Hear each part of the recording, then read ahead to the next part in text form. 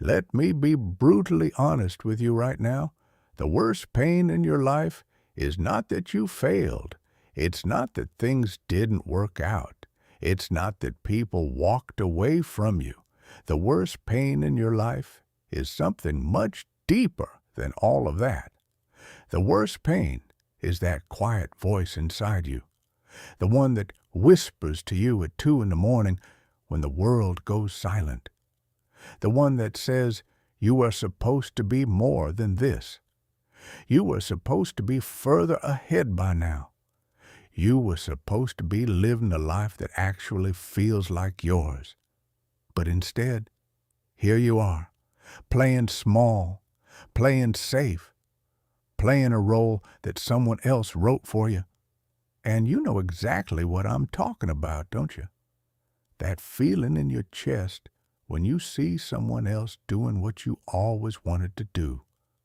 That sting when you realize another year just passed and nothing really changed.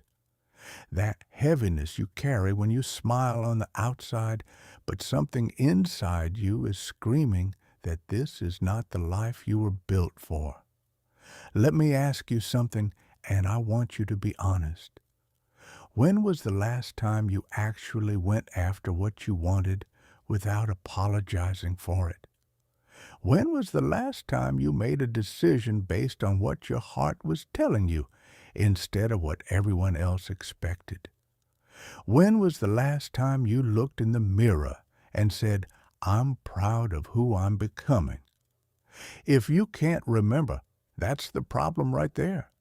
Because somewhere between growing up and growing older, you lost yourself. Not all at once. It didn't happen in a single dramatic moment. It happened slowly, quietly, one small surrender at a time. You wanted to speak up, but you stayed quiet because you didn't want to cause trouble. You wanted to take a risk, but you stayed in your comfort zone because you were terrified of what people would say. You had fire inside you, but someone told you to calm down, to be realistic, to stop dreaming so big. And piece by piece, you buried the person you were always meant to become. And here's the thing that breaks my heart. It's not the world that locked you in a cage. You built that cage yourself, bar by bar, excuse by excuse, fear by fear. You convinced yourself that playing small keeps you safe, that staying invisible protects you from pain, that not wanting too much means you'll never be disappointed. But deep down, you know the truth. Playing small doesn't keep you safe. It keeps you stuck.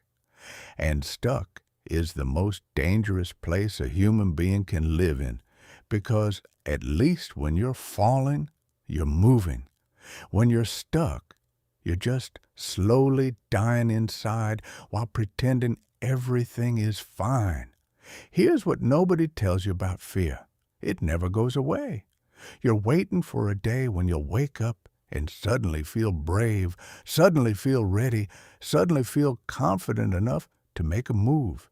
That day is never coming.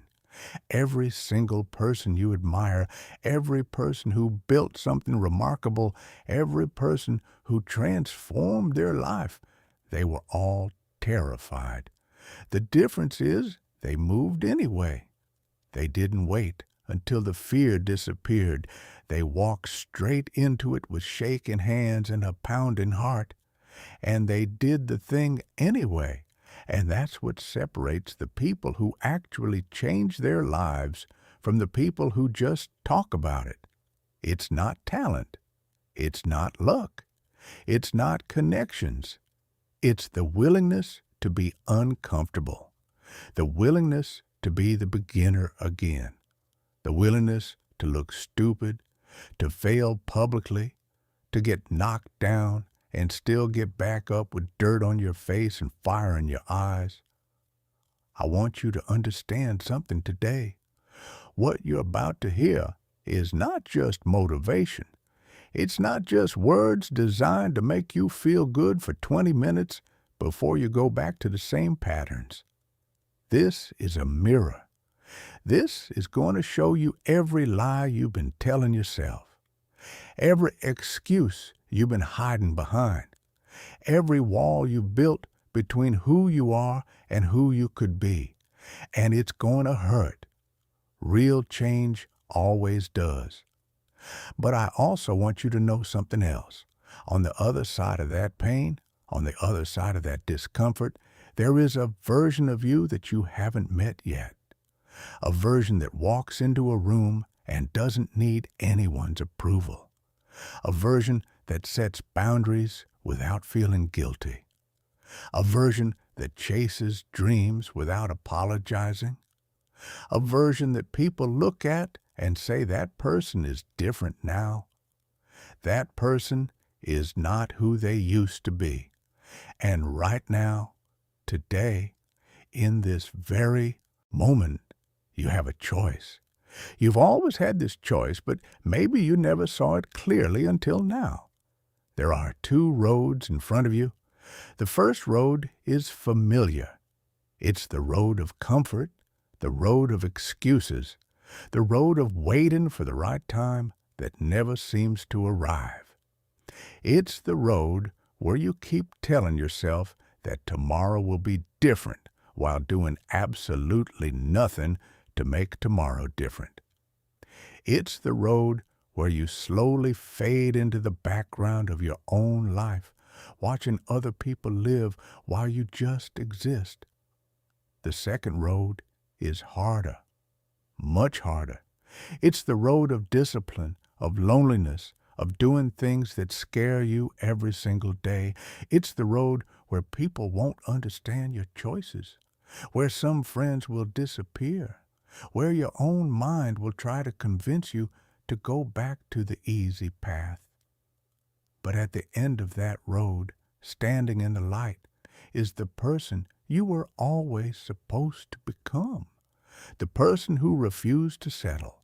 The person who chose growth over comfort. The person who looked fear in the eye and said, "You don't control me anymore," because real transformation doesn't start when the world changes around you. It doesn't start when you get the perfect opportunity or when someone finally believes in you. Real transformation starts the exact moment you stop underestimating yourself. The moment you stop asking for permission to be great. The moment you decide that the pain of staying the same is far worse than the pain of changing. And maybe, just maybe, today is that moment for you. So stay with me. Stay with me through every chapter, every story, every truth. Because by the time we're done, you won't be the same person who started. I promise you that. Not because I'm going to change you, but because you're finally going to give yourself permission to change. And that, my friend, is where everything begins. Chapter 1. The biggest lie you were told. Since childhood, since the day you were born, the world has been programming you. Not with code, not with technology, but with words. Words that seemed harmless at the time. Words that came from people who probably loved you. Words that were disguised as wisdom, as protection, as guidance. But if you look closely, really closely, you'll realize those words were the very chains that kept you small. Stay quiet. Don't make noise. Don't ask for too much. Be grateful for what you have. Don't stand out. Don't be different. Stop dreaming so big. Who do you think you are? Sound familiar? Of course it does. Because almost every single person walking this earth heard some version of those words growing up. And here's the most dangerous part. You didn't just hear them. You believed them. You internalized them. You made them part of your identity. And now, years later, you're still living by rules that were written by people who were too afraid to break them themselves. Think about it. Think about the first time you had a big dream. Maybe you were 7 years old and you told someone you wanted to be an astronaut, a musician, a writer, someone extraordinary. Do you remember what happened? Someone smiled at you like you were adorable and naive and said something like, "That's cute, but let's be realistic." And in that single moment, a seed was planted inside your mind. The seed that said wanting more is foolish. Dreaming big is dangerous. Being extraordinary is for other people, not for you. And that seed grew. Year after year, interaction after interaction, rejection after rejection, it grew roots so deep that you started to mistake it for the truth. You started to believe that your hunger for more was a problem, that your ambition was arrogance, that your desire to break free from the ordinary was somehow selfish or unrealistic. You know what really gets me? The people who planted those seeds weren't evil. Most of them genuinely cared about you. Your parents told you to play it safe because they were scared of watching you fail. Your teachers told you to follow the system because they themselves never had the courage to question it. Your friends told you not to aim too high because your growth made them uncomfortable about their own stagnation. They weren't trying to destroy you. They were projecting their own fears onto you. And you, because you were young and trusted them, you caught those fears like a disease and carried them with you into adulthood. Let me ask you something that might sting a little. Right now, today, how much of your life is actually yours? How many of your decisions are based on what you genuinely want versus what you think you're supposed to want? How many of your beliefs about yourself are actually yours versus borrowed fears from people who never had the courage to chase their own dreams? If you're being honest, the answer is terrifying, because most of us are living lives that were designed by other people's expectations. We chose careers because someone said it was stable. We abandoned passions because someone said it wasn't practical. We dimmed our own light because someone said we were shining too bright and making others uncomfortable. And the cruelest part, we thanked them for it. We actually believed they were helping us. We believed that shrinking ourselves was the mature thing to do, the responsible thing, the safe thing. But safety is a beautiful lie, isn't it? It feels warm and comfortable on the surface, but underneath, it's slowly suffocating the very thing that makes you alive.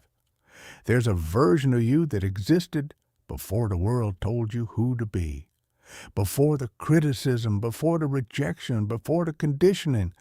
That version of you was fearless. That version didn't care about fitting in. That version didn't calculate risks before following curiosity. That version laughed louder, dreamed wilder, and loved harder. That version is still inside you, buried maybe, forgotten perhaps, but not dead, never dead. You've felt it, haven't you? That restlessness that keeps you up at night. That nagging feeling that you're meant for something bigger than what you're currently doing.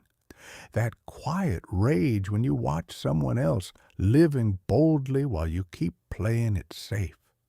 That's not random noise. That's the real you trying to claw its way out of the cage you built around it. I want to talk about something that most people experience but rarely discuss. That moment when you actually tried to break free, when you gathered enough courage to step outside the box, to voice an opinion, to pursue something different, to take a stand for yourself. Do you remember what happened? The world pushed back hard. When you had a bold idea, people said you were being unrealistic. When you tried to be different, people said you were showing off. When you started setting boundaries, people said you had too much ego. When you stopped being available to everyone at all times, people said you had changed, and they didn't mean it as a compliment. And those moments, those exact moments of pushback, that's where most people surrender. That's where you probably surrendered too. Not because you weren't strong enough, but because the pressure of disappointing everyone felt heavier than the pain of disappointing yourself. So you folded. You tucked your ambition back inside. You hid your fire. You smiled and nodded and went back to being the version of you that made everyone else comfortable. But here's what you need to understand, and I mean really let this sink in. The world will always push back against your growth. Always. Not because your growth is wrong, but because your growth threatens the status quo. When you change, it forces the people around you to confront their own stagnation, and most people would rather pull you back down than deal with the discomfort of looking at their own reflection. So what do? You stop asking for permission. You stop waiting for applause. You stop needing everyone to understand your journey because the truth is they won't. They can't. Your path was never meant to make sense to people who are walking a completely different road. There's something inside every human being that knows when they're living below their potential. You can't fake it. You can't medicate it away. You can't distract yourself enough to silence it forever. It comes back every single night when the noise stops and you're alone with your own thoughts. It comes back when you see someone else achieving what you secretly wanted. It comes back when you ask yourself that devastating question, is this really all my life is going to be?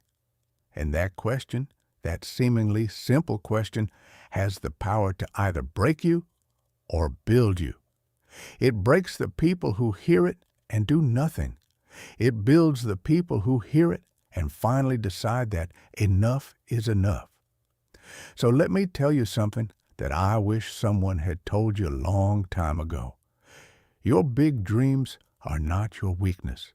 Your hunger for more is not your flaw. Your ambition is not arrogance.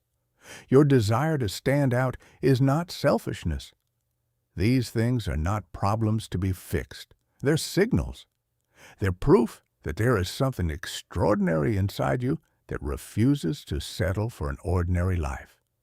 The only real weakness, the only one that actually matters, is knowing you were made for more and choosing to live small anyway. Knowing you have fire inside you and choosing to keep it hidden because you're afraid of what happens when the world sees you burn. You were not born to blend in. You were not born to follow a script someone else wrote. You were not born to spend your entire life managing other people's expectations while your own dreams collect dust in the corner of your mind. You were born to break limits. And the first limit you need to break is the lie that you're not enough. Because that's all it ever was, a lie.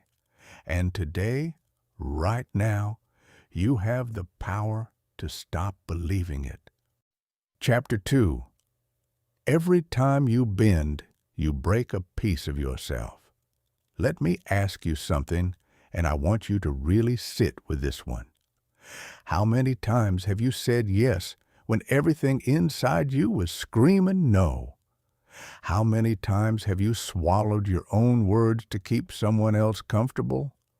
How many times have you folded yourself into a smaller version of who you are just so you wouldn't disturb the peace? If you lost count, that tells you everything you need to know. Because here's what nobody ever warned you about. Being kind is beautiful. Being considerate is admirable. Being the person who always keeps the peace, who always puts others first, who always absorbs the tension so nobody else has to, that sounds noble on paper.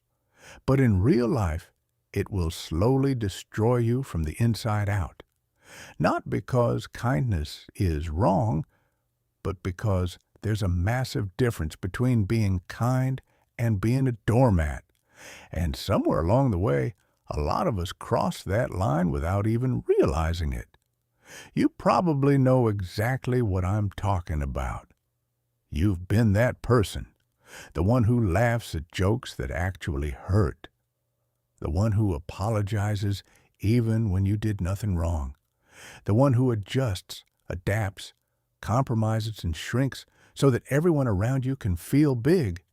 And every single time you did that, you told yourself a lie. You told yourself, this is what good people do. This is what mature people do. This is what it takes to keep relationships alive. But what you didn't realize is that every time you bent for someone who didn't deserve it, a small piece of you broke.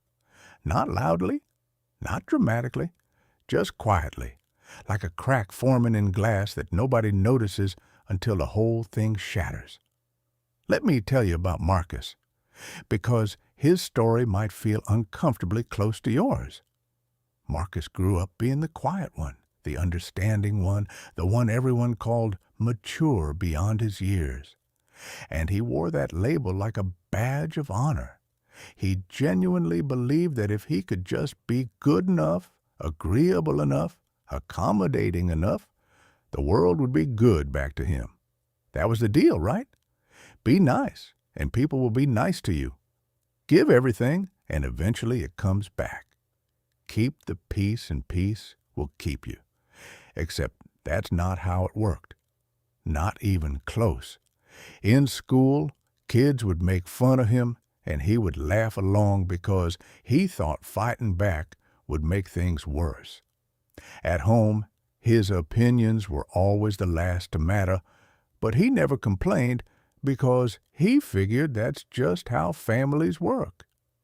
In friendships, he was always the one adjusting, always the one apologizing first even when he wasn't wrong, always the one carrying the emotional weight while everyone else walked light. And here's the thing that Marcus never understood until it was almost too late. People don't respect the person who always bends. They get used to them.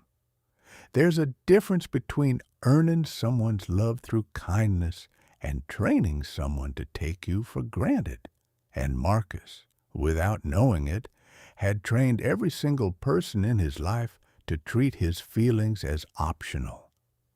Think about that for a second. Have you ever noticed how the people who do the most in relationships often receive the least? How the person who's always available gets treated like they're never valuable?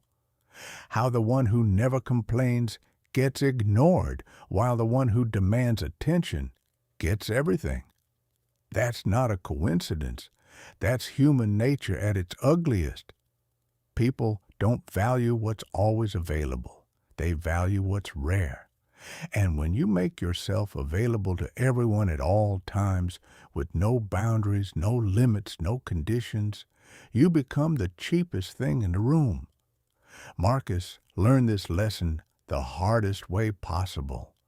The person he had sacrificed the most for, the person he had bent over backwards to keep in his life, the person he had given pieces of himself to that he could never get back, that person stood in front of everyone and called him weak, called him useless, dismissed everything he had ever done like it was nothing. And in that moment, something inside Marcus didn't just crack, it shattered. But here's the beautiful thing about shattering. When something breaks completely, you finally get the chance to rebuild it the way it should have been built in the first place. That night, Marcus sat alone in his room and had a conversation with himself that changed everything. He asked himself one question: if everyone I've ever bent for doesn't respect me, then who exactly am I bending for? And the answer was devastating in its simplicity. Nobody. He was bending for nobody. He was breaking himself to maintain an illusion of harmony that only he believed in. Everyone else had moved on with their lives while he was still on the floor trying to hold together pieces that nobody else cared about. You've been there too, haven't you? That moment when you realize that all your sacrifices were invisible, that your silence wasn't appreciated, it was expected, that your flexibility wasn't admired, it was exploited, that the relationships you were fighting so hard to save were relationships where you were the only one fighting. Here's what Marcus did next, and this is the part I need you to pay attention to because this is where your life can change too. He stopped. Not gradually, not politely, not with a slow transition. He just stopped. He stopped apologizing for having needs. He stopped shrinking to fit into spaces that were never designed for him. He stopped saying yes to things that made him feel hollow inside. And most importantly, he stopped treating his own feelings like they were less important than everyone else's. Now, let me be real with you. The moment Marcus changed, people did not celebrate. Nobody threw him a party. Nobody said finally, "You're standing up for yourself. We're so proud." No. What happened was the exact opposite. People got uncomfortable. People got angry. People accused him of changing, of being selfish, of having too much ego.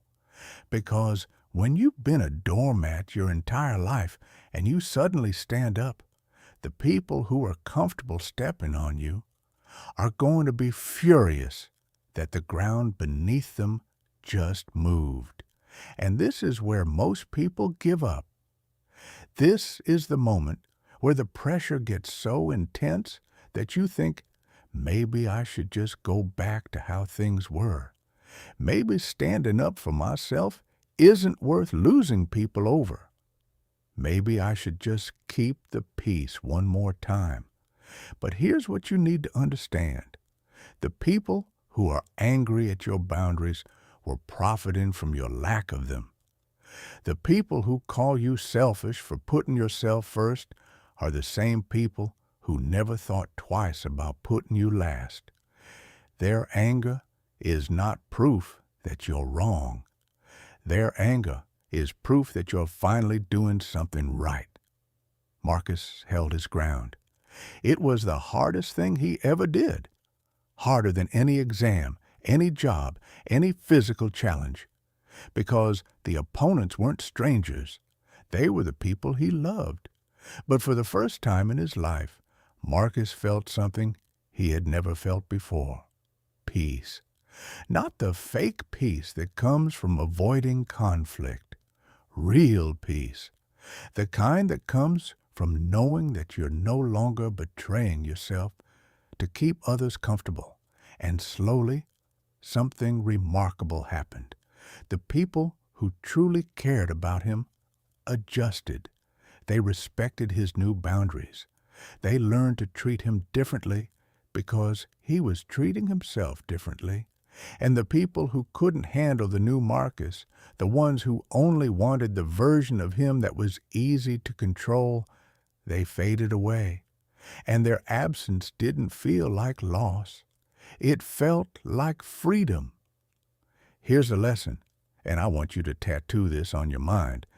Being a good person is important, but being so good that people mistake your kindness for weakness is not nobility. It's self-destruction. You can be kind and still have standards. You can be compassionate and still say no. You can love deeply and still refuse to be taken for granted. Your silence is only powerful when it's a choice, not when it's a prison. The moment your quietness becomes something you do because you're afraid to speak, it stops being peace and starts being surrender. And you, my friend, were not built to surrender.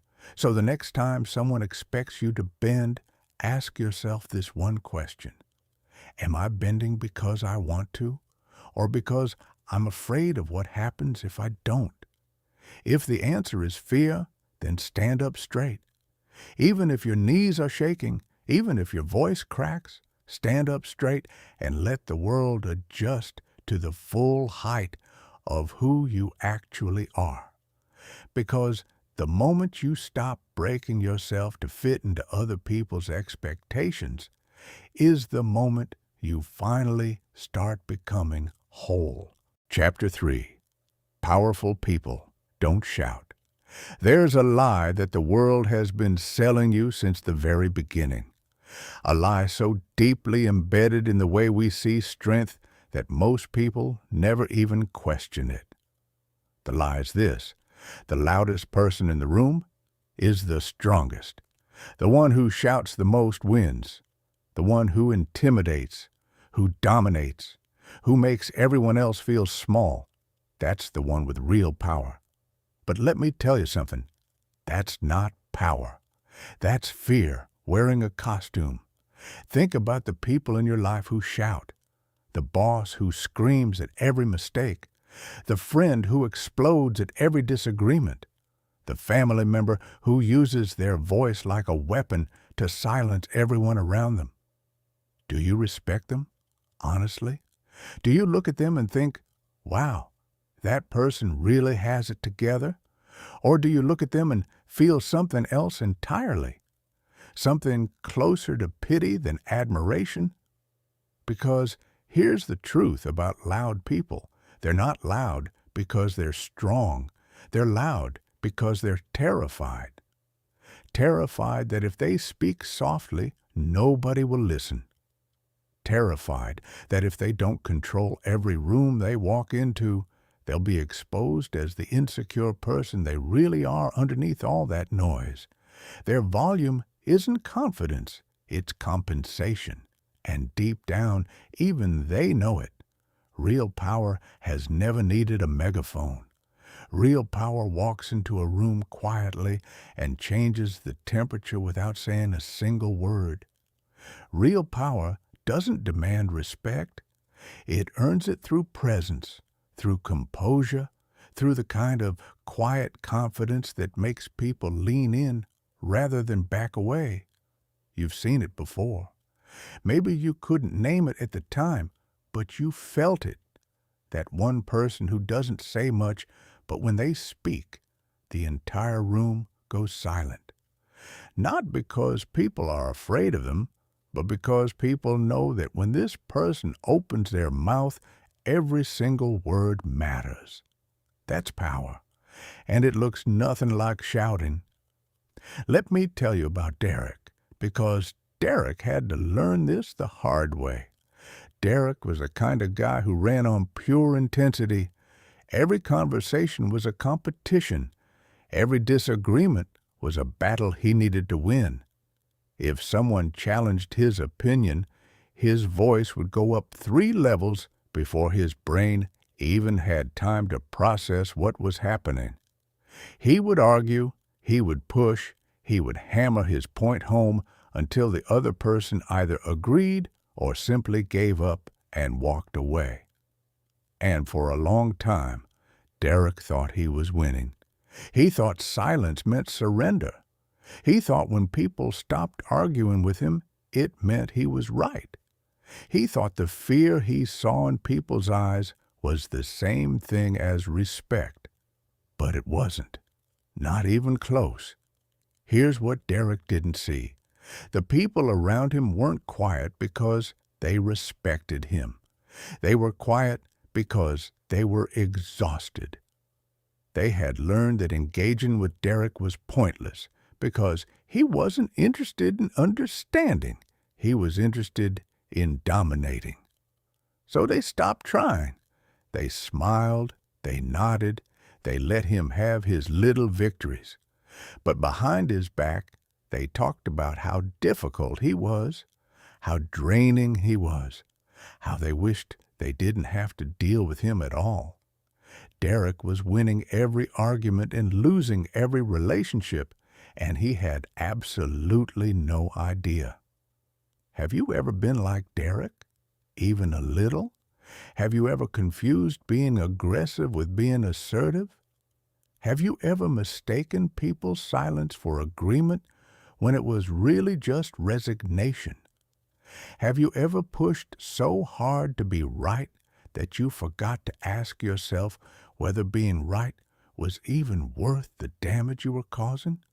Most of us have, because the world teaches us that strength looks like dominance. Movies show us heroes who punch their way through problems. Social media celebrates people who clap back, who destroy their opponents, who never back down from a fight. We've been conditioned to believe that the moment you go quiet, the moment you choose not to react, the moment you walk away from a conflict, you've lost. But that conditioning is completely backwards. The turning point for Derek came when a new manager joined his company. Her name was Grace, and she was unlike anyone Derek had ever encountered. She was calm, unnervingly calm. In meetings where everyone was stressed and talking over each other, Grace would sit quietly, listening, observing, taking everything in. And when she finally spoke, she didn't raise her voice. She didn't repeat herself. She didn't fight for attention. She simply said what needed to be said, clearly and directly, and moved on. And here's what drove Derek crazy. Everyone listened to her, not out of fear, not because she demanded it, but because her words carried weight. Every sentence was intentional. Every response was measured.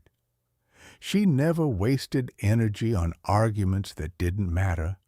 She never reacted emotionally to things that were designed to provoke her. And when someone made a mistake, she didn't humiliate them. She didn't raise her voice. She pulled them aside, looked them in the eye, and had a conversation that left them feeling motivated to do better rather than terrified of doing worse. Derek watched Grace for weeks, trying to figure out her secret, and slowly, painfully, the truth started to dawn on him. Grace wasn't powerful despite being quiet. She was powerful because she was quiet. Her silence wasn't weakness. It was discipline. Her calmness wasn't passivity. It was control. She had something that Derek, for all his noise and intensity, had never possessed: mastery over herself. And that realization hit Derek like a freight train, because he suddenly understood that every time he raised his voice, he wasn't showing strength. He was showing everyone in the room that he had lost control. Every time he shouted to make a point, he was advertising his own insecurity. Every time he used anger to get what he wanted, he was revealing that he didn't have the skill to get it any other way. You see, there's a fundamental difference between commanding a room and controlling a room. Controlling a room is easy. Anyone can do it with enough volume and aggression.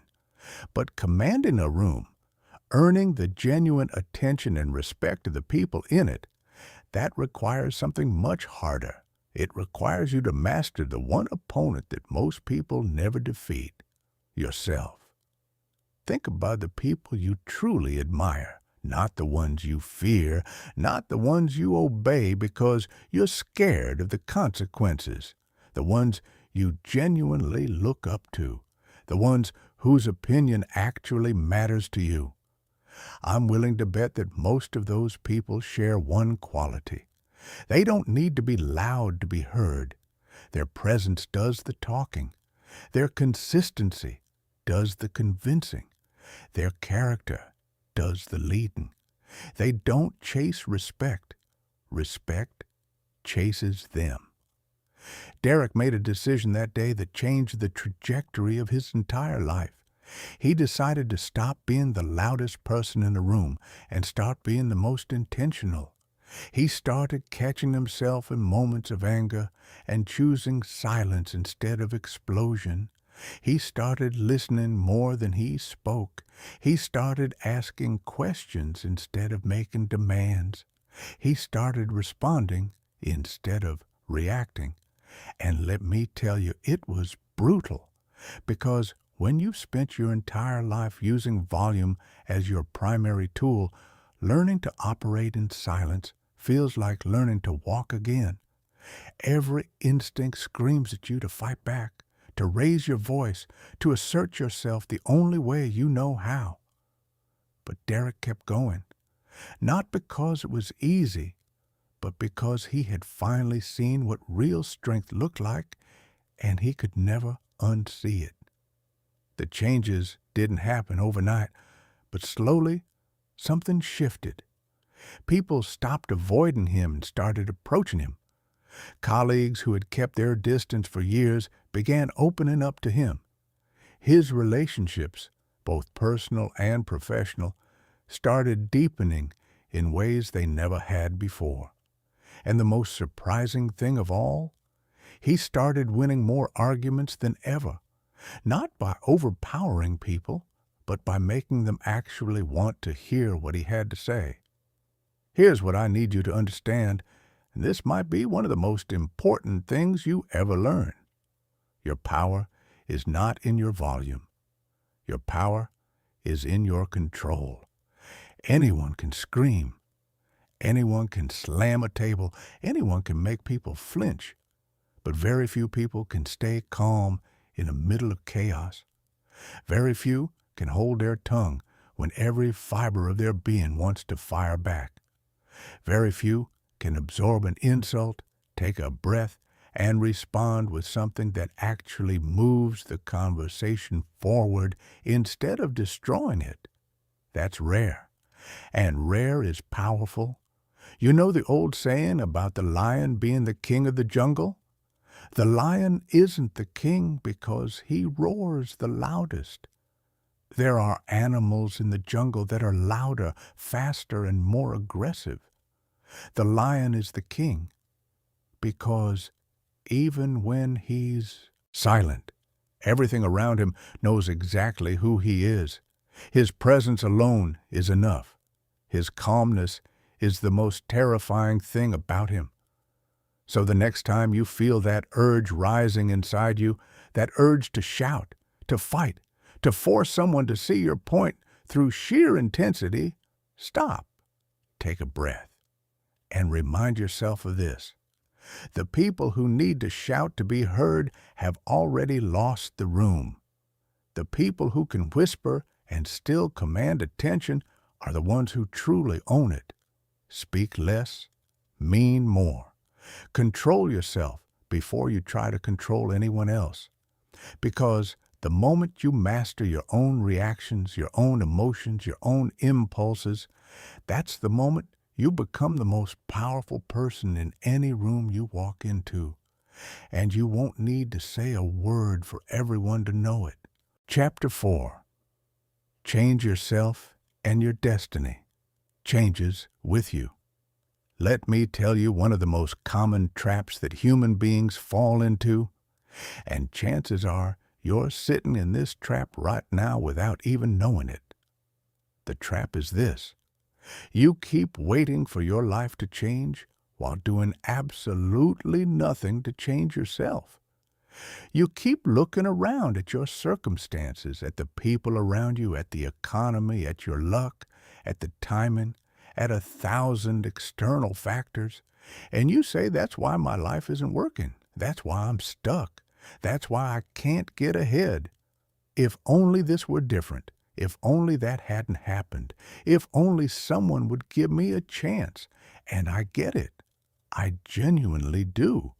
Because when you're in pain, when things aren't going your way, when it feels like the universe has specifically chosen you for a life of struggle, the easiest thing in the world is to point at something outside yourself and say, that's the problem right there. It's so much easier than turning that finger around and pointing it at the one person who actually has the power to change everything: you. Here's what I've learned, and it took me a long time to accept this, so I'm not going to sugarcoat it. Your circumstances don't create your life. Your response to your circumstances creates your life. Two people can go through the exact same hardship, the same loss, the same failure, the same betrayal, and come out on completely different sides.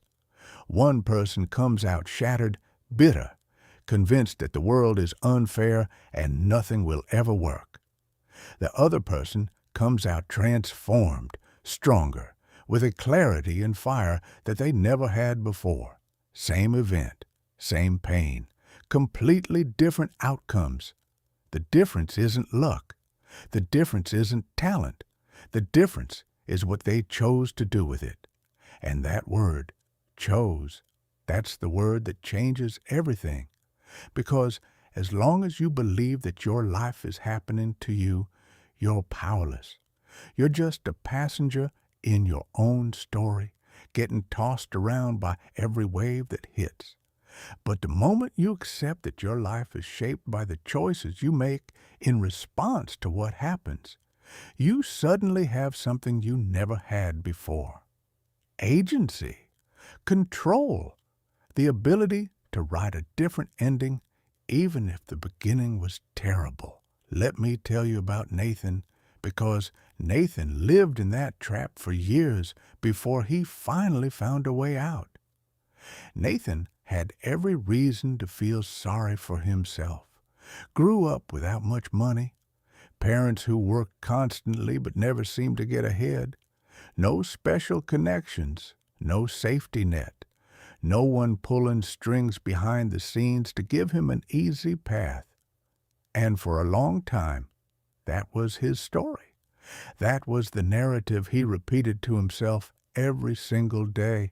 I don't have what they have. I wasn't born into the right family.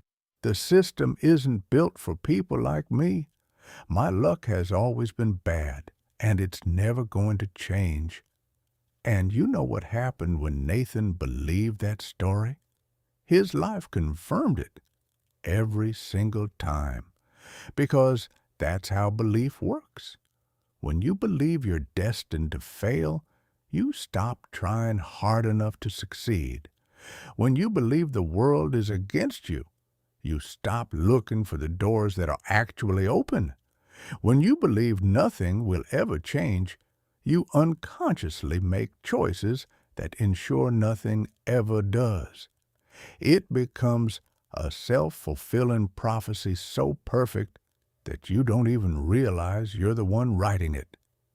Nathan spent years in this cycle, blaming the economy for his financial problems, blaming his upbringing for his lack of confidence, blaming other people for not giving him opportunities, blaming timing, blaming luck, blaming everything and everyone except the one person who was actually keeping him stuck.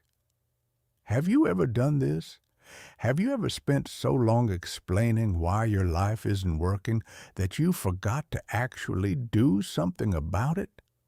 Have you ever caught yourself in a conversation where you're listing all the reasons you can't succeed and realized that you become an expert at justifying your own stagnation? It's a comfortable place to live, isn't it? Because as long as it's someone else's fault, you don't have to face the terrifying possibility that you actually have the power to change things. And power is terrifying, because power means responsibility. And responsibility means you can no longer hide behind excuses. The moment that changed Nathan's life came on an ordinary Wednesday afternoon. Nothing dramatic, no lightning bolt from the sky. He met an old man at a bus stop. They started talking about nothing in particular, and somehow the conversation turned to life, to struggle, to that feeling of being stuck in a cycle you can't break. Nathan did what he always did. He started listing his problems, the economy, his background, the people who let him down, the breaks he never got. The old man listened patiently, didn't interrupt, didn't judge, just listened. And when Nathan was finished with his entire catalog of complaints, the old man said one sentence, just one. If the face in the mirror looks sad, you don't change the mirror. You change the face. Nathan almost laughed it off. It sounded like one of those greeting card quotes that people share on social media and forget about 30 seconds later. But something about the way the old man said it, something about the simplicity and the weight of it, stuck with him. He couldn't shake it. That night, lying in bed, staring at the ceiling, that sentence played on repeat in his mind. And slowly, painfully, the truth began to crack through. He wasn't failing because the world was unfair. He was failing because he had spent so much energy complaining about the world that he had none left to actually improve himself. He wasn't stuck because of his circumstances. He was stuck because he had used his circumstances as an excuse to stop growing. The mirror wasn't the problem. He was. Now, I want to be careful here because I'm not saying that circumstances don't matter. They absolutely do. Some people are dealt a harder hand than others. Some people start from further behind. Some people face obstacles that others can't even imagine. I'm not dismissing any of that. But what I am saying is this. Your starting point doesn't have to be your ending point. Where you begin is not where you have to stay. And the gap between where you are and where you want to be isn't filled with luck. It's filled with decisions. Nathan started small, painfully small. He didn't transform his life overnight because that's not how real change works. Real change isn't a highlight reel. It's the boring, repetitive, unsexy work of showing up every single day and doing one thing slightly better than you did it yesterday. Nathan started by waking up an hour earlier. That's it, 1 hour. He used that hour to read, to learn, to feed his mind with something other than complaints and self-pity. Then he started paying attention to his habits, not the big dramatic habits that people talk about in self-help books, the small, invisible ones that shape your entire day without you noticing. How he talked to himself when he made a mistake, how he spent the first 30 minutes after waking up, what he consumed, not just food, but information, conversations, energy. He started auditing his own life with the ruthless honesty of someone who finally understood that he was both the problem and the solution. And it was hard. Let me not romanticize this. There were days when he wanted to quit. Days when the old narrative came crawling back, whispering that this was pointless, that he was fooling himself, that people like him don't make it. Days when the progress felt so invisible that he wondered if he was moving at all. But this time, something was different. This time, Nathan didn't stop.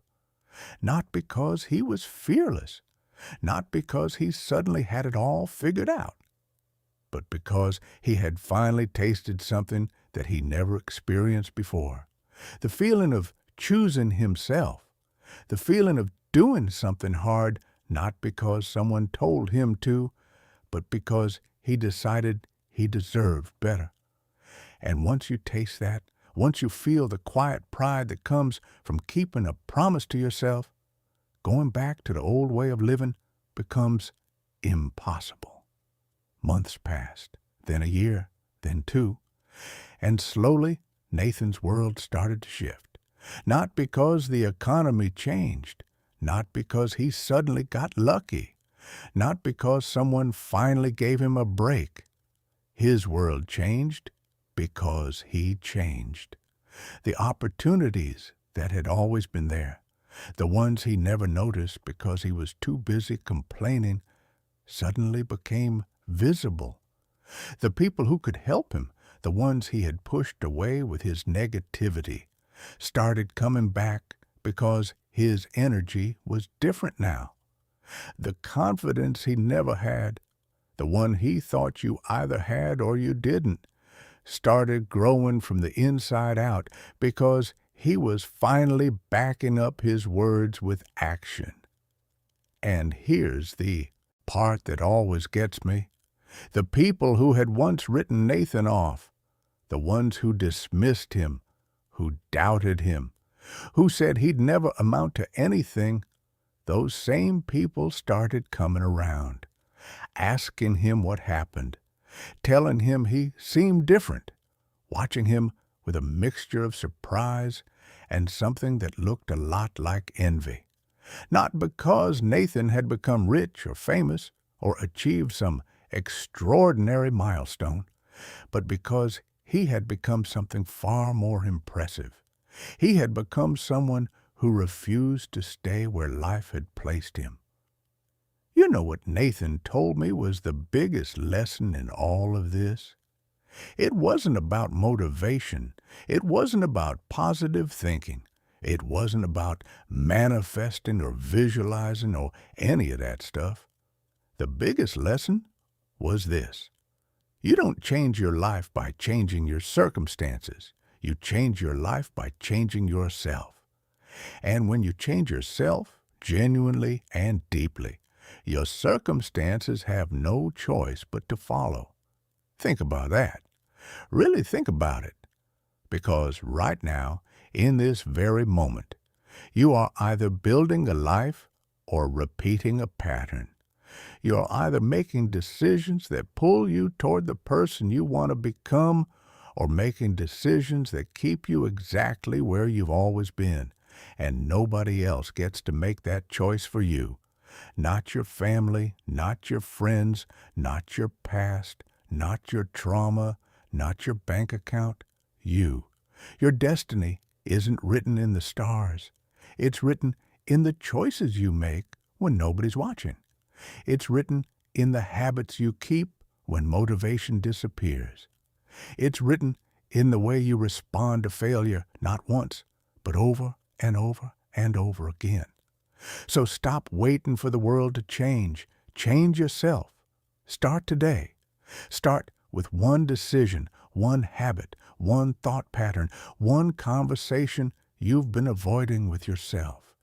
Because the moment you take ownership of your own life, the moment you stop pointing fingers and start pointing yourself in a new direction, that's the moment your destiny begins to shift, and you won't need luck anymore, because you'll have something far more powerful. You'll have yourself, fully awake, fully committed, fully unwilling to settle for anything less than the life you know you deserve. Chapter 5. The people who ignore you will learn your worth from time. There's a specific kind of pain that cuts deeper than almost anything else in life. It's not the pain of failing. It's not the pain of being broke or struggling or fighting an uphill battle. Those pains are sharp, but they're clean. You can see them. You can name them. You can fight them head on. But there's another kind of pain that doesn't announce itself. It doesn't come with a loud crash or a dramatic moment. It creeps in slowly, quietly, and by the time you recognize it, it's already buried itself deep inside your chest. It's the pain of being invisible to someone who means the world to you. You know this pain. I know you do. Because at some point in your life, you gave everything you had to someone, your time, your energy, your loyalty, your heart, and they treated it like it was nothing.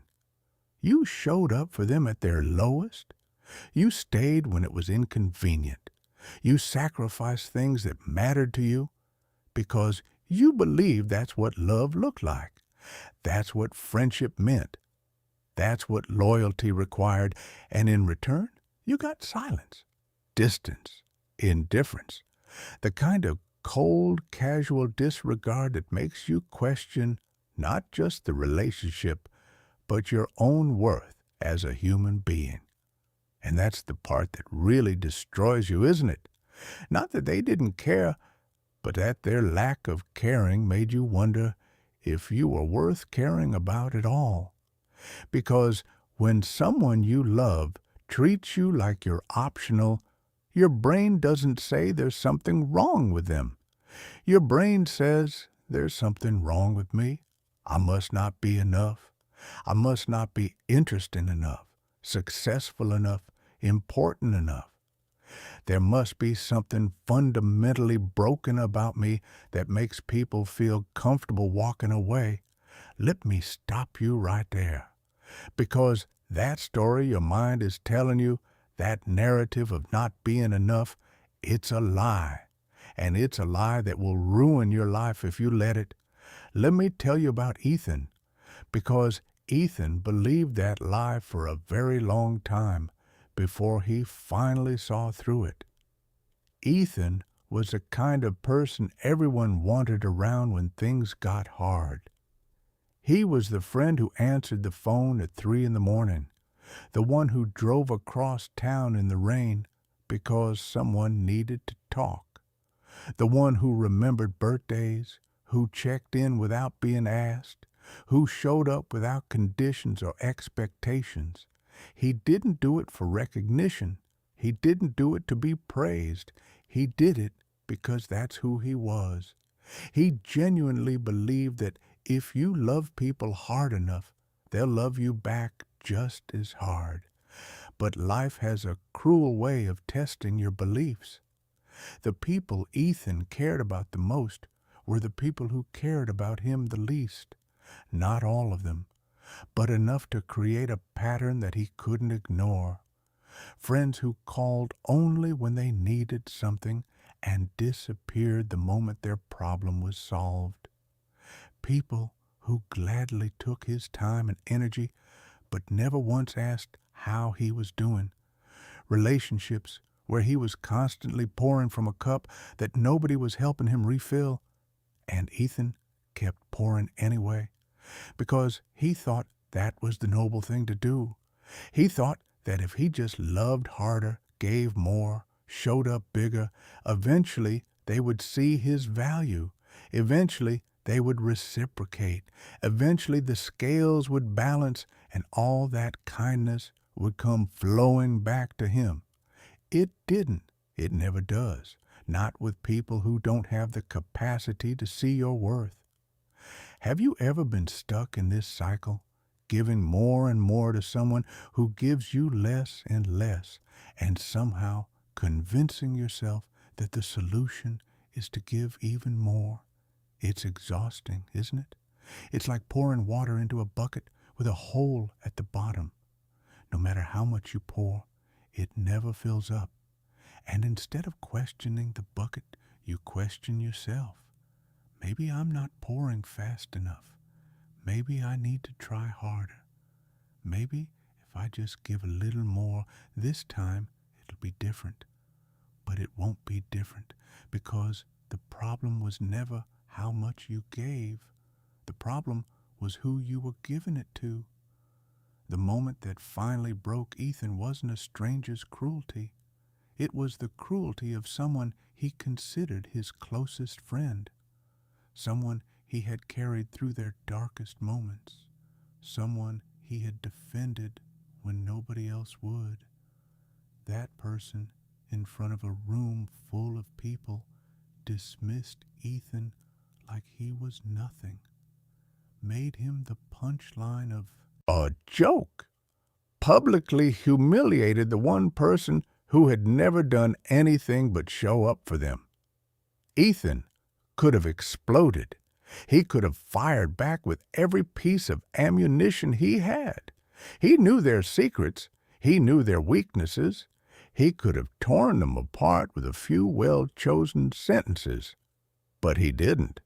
Not because he was weak, but because in that moment Standing there with the sting of betrayal burning in his chest, Ethan made a decision that would change the entire direction of his life. He chose silence, and then he chose himself.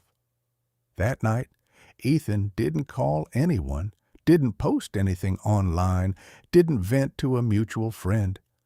He sat alone with his pain and made a promise. He would never again chase someone who didn't value his presence. He would never again explain his worth to someone who was committed to misunderstanding it. He would never again shrink himself to fit into someone else's limited perception of him. Instead, he would grow quietly, relentlessly, without announcement, without seeking validation, without looking over his shoulder to see if the people who dismissed him were watching. And that's exactly what he did. He threw himself into his work, not the busy work of distraction, but the deep work of transformation. He invested in himself the way he used to invest in people who didn't deserve it. He learned new skills. He built new habits. He surrounded himself with people who saw his value without him having to perform for it. He stopped chasing and started building. Here's something that most people don't understand about personal growth. When you're in the middle of it, it feels invisible. You wake up every day and do the work, and nothing seems different. The world looks the same. Your bank account looks the same. Your social life looks the same. And that voice in your head starts whispering again. See? Nothing's changing. You're wasting your time. You should just go back to how things were. But growth isn't linear. It's not a straight line going up. It's more like a seed buried underground. For weeks, maybe months, nothing visible happens on the surface. But underneath, in the dark, in the silence, the roots are spreading. The foundation is being built. The transformation is happening in places that nobody can see. And then one day, without warning, something breaks through the surface, and suddenly, everyone notices. Suddenly, everyone has something to say. That's what happened to Ethan. One day, he looked in the mirror and didn't recognize himself, not physically, but energetically. The person staring back at him wasn't the desperate, people-pleasing, approval-seeking version of himself that had spent years running after people who walked away. This person was grounded, confident, complete in a way that didn't require anyone else's validation to feel real. And here's the part that would almost be funny if it wasn't so painfully predictable. The same people who had ignored Ethan, the ones who took him for granted, the ones who treated his loyalty like it was worthless, they started coming back, one by one, with excuses, with explanations, with sudden interest in his life, with compliments that felt a few years too late. They saw his growth. They saw the confidence. They saw the success that was quietly accumulating around him, and suddenly the person they had dismissed was someone they wanted to know again. Suddenly, the person whose calls they ignored was someone worth calling. Suddenly, the person they had treated like an option was someone they realized they should have treated like a priority. But here's the thing about growth. It doesn't just change your circumstances, it changes your standards. The old Ethan would have welcomed them back with open arms, grateful that they finally noticed, eager to prove that he was worthy of their attention. But the new Ethan understood something that the old one never could. If someone only sees your value after you've grown, they didn't miss you. They missed what you could do for them.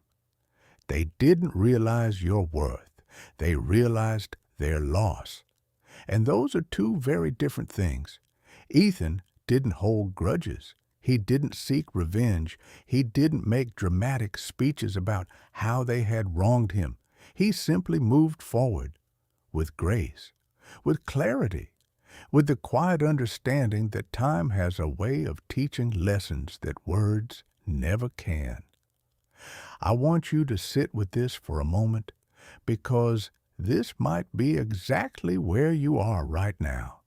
You might be in the middle of that painful season where the people you care about don't seem to care about you, where your efforts are invisible, where your loyalty goes unrewarded, where you're starting to wonder if being a good person even matters in a world that seems to reward selfishness. It matters. I promise you, it matters. But not in the way you think. Being a good person doesn't mean everyone will treat you well. It doesn't mean people will automatically recognize your value. It doesn't mean the world will hand you what you deserve on a silver platter. Being a good person means that when you look at yourself, when you sit alone with who you are, you feel peace. You feel alignment. You feel the kind of self-respect that nobody can give you and nobody can take away. And time, that silent judge that watches everything and says nothing, time always settles the score, not on your schedule, not in the way you expect, but always. The people who ignored you will one day understand what they had. The people who walked away will one day feel the weight of your absence. The people who underestimated you will one day watch you from a distance and wonder how they ever missed what was right in front of them. But by then, you won't need their recognition because you'll have something far more valuable.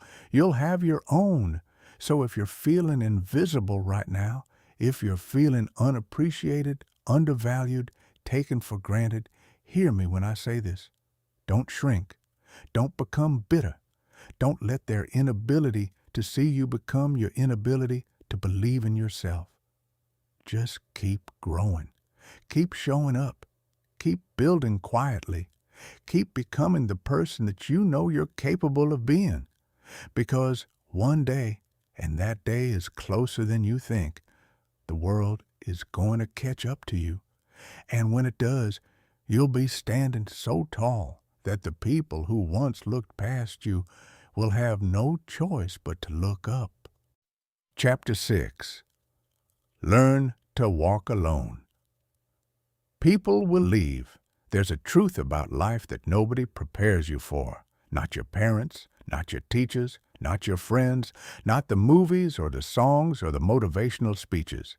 It's a truth so uncomfortable that most people spend their entire lives running from it, building walls of denial around it, filling their schedules and their social lives and their phone contacts with noise just to avoid sitting with it for even 1 second. The truth is this: people leave, not some people, not bad people, not just the people who never really cared. All people, at some point in some way, will step back from your life. Some will leave dramatically with slammed doors and harsh words and betrayals that burn so deep you can smell the smoke for years. Others will leave quietly, gradually, like a tide pulling back so slowly that you don't even notice the water is gone until you're standing on dry sand wondering what happened. And I know that sounds bleak. I know that sounds like the kind of thing a bitter person says after being hurt one too many times. But stay with me, because this isn't a story about bitterness. This is a story about freedom. The kind of freedom that only comes when you stop building your entire life on a foundation that was never designed to hold your weight. Other people, let me be very direct with you, how much of your emotional stability right now, in this very moment, depends on other people? How much of your happiness is tied to whether someone texts you back? How much of your confidence is connected to whether certain people approve of your choices? How much of your peace is determined by whether the people around you are pleased with who you are? If the answer is a lot, then you're not living, you're leasing. You're renting your own peace of mind from people who can raise the rent or evict you at any moment without warning. And that is no way for a human being to exist. Let me tell you about Daniel, and I want you to listen closely because Daniel's story isn't unique. It's probably your story too. You just might not have the words for it yet. Daniel was a believer, not in religion, although maybe that too, but in people. He believed in loyalty the way some people believe in gravity. It was absolute, non-negotiable, the foundation upon which everything else was built. If you were in Daniel's life, you were in it forever. He would fight for you, sacrifice for you, show up for you at 3 in the morning or 3 in the afternoon. It didn't matter. If you needed him, he was there. No questions, no conditions, no hesitation. And he expected the same in return, not because he was keeping score, not because his kindness came with a contract, but because that's what made sense to him. That's how relationships were supposed to work, right? You show up for people and they show up for you. You stand by them and they stand by you. You give your best and they give their best. Simple, fair, logical, except life isn't logical and people aren't simple. And fairness is a concept that exists in textbooks, not in the messy, complicated, heartbreaking reality of human relationships. Daniel's belief in people was put to the test when his life fell apart. And I don't mean fell apart in the poetic, cinematic way where there's one big dramatic crisis and then a montage of recovery. I mean, fell apart in the ugly, grinding, slow-motion way that real life actually works. His career hit a wall. His savings dried up. His dreams, the ones he had spent years building toward, started crumbling like a sandcastle at high tide. And for the first time in his life, Daniel needed help. Not advice, not motivational quotes. Actual, tangible, show up and be there help. And one by one, the people he had shown up for his entire life began to disappear. It didn't happen all at once. That's what made it so devastating. It happened gradually. The friend who used to call every day started calling once a week, then once a month, then not at all. The people who used to invite him everywhere stopped including him because, let's be honest, struggling people aren't fun to be around. They remind us of our own vulnerability. They make us uncomfortable. And comfort, for most people, will always be more important than loyalty. The relatives who used to praise Daniel's kindness and generosity started whispering about his failures instead. The same people who had happily accepted his help for years suddenly had nothing to offer in return, not because they couldn't, but because they chose not to, because helping someone who's down isn't as rewarding as celebrating someone who's up. And Daniel, for the first time in his life, was down. Do you know what that feels like? That specific kind of loneliness that hits when you're surrounded by contacts in your phone, but none of them feel safe to call?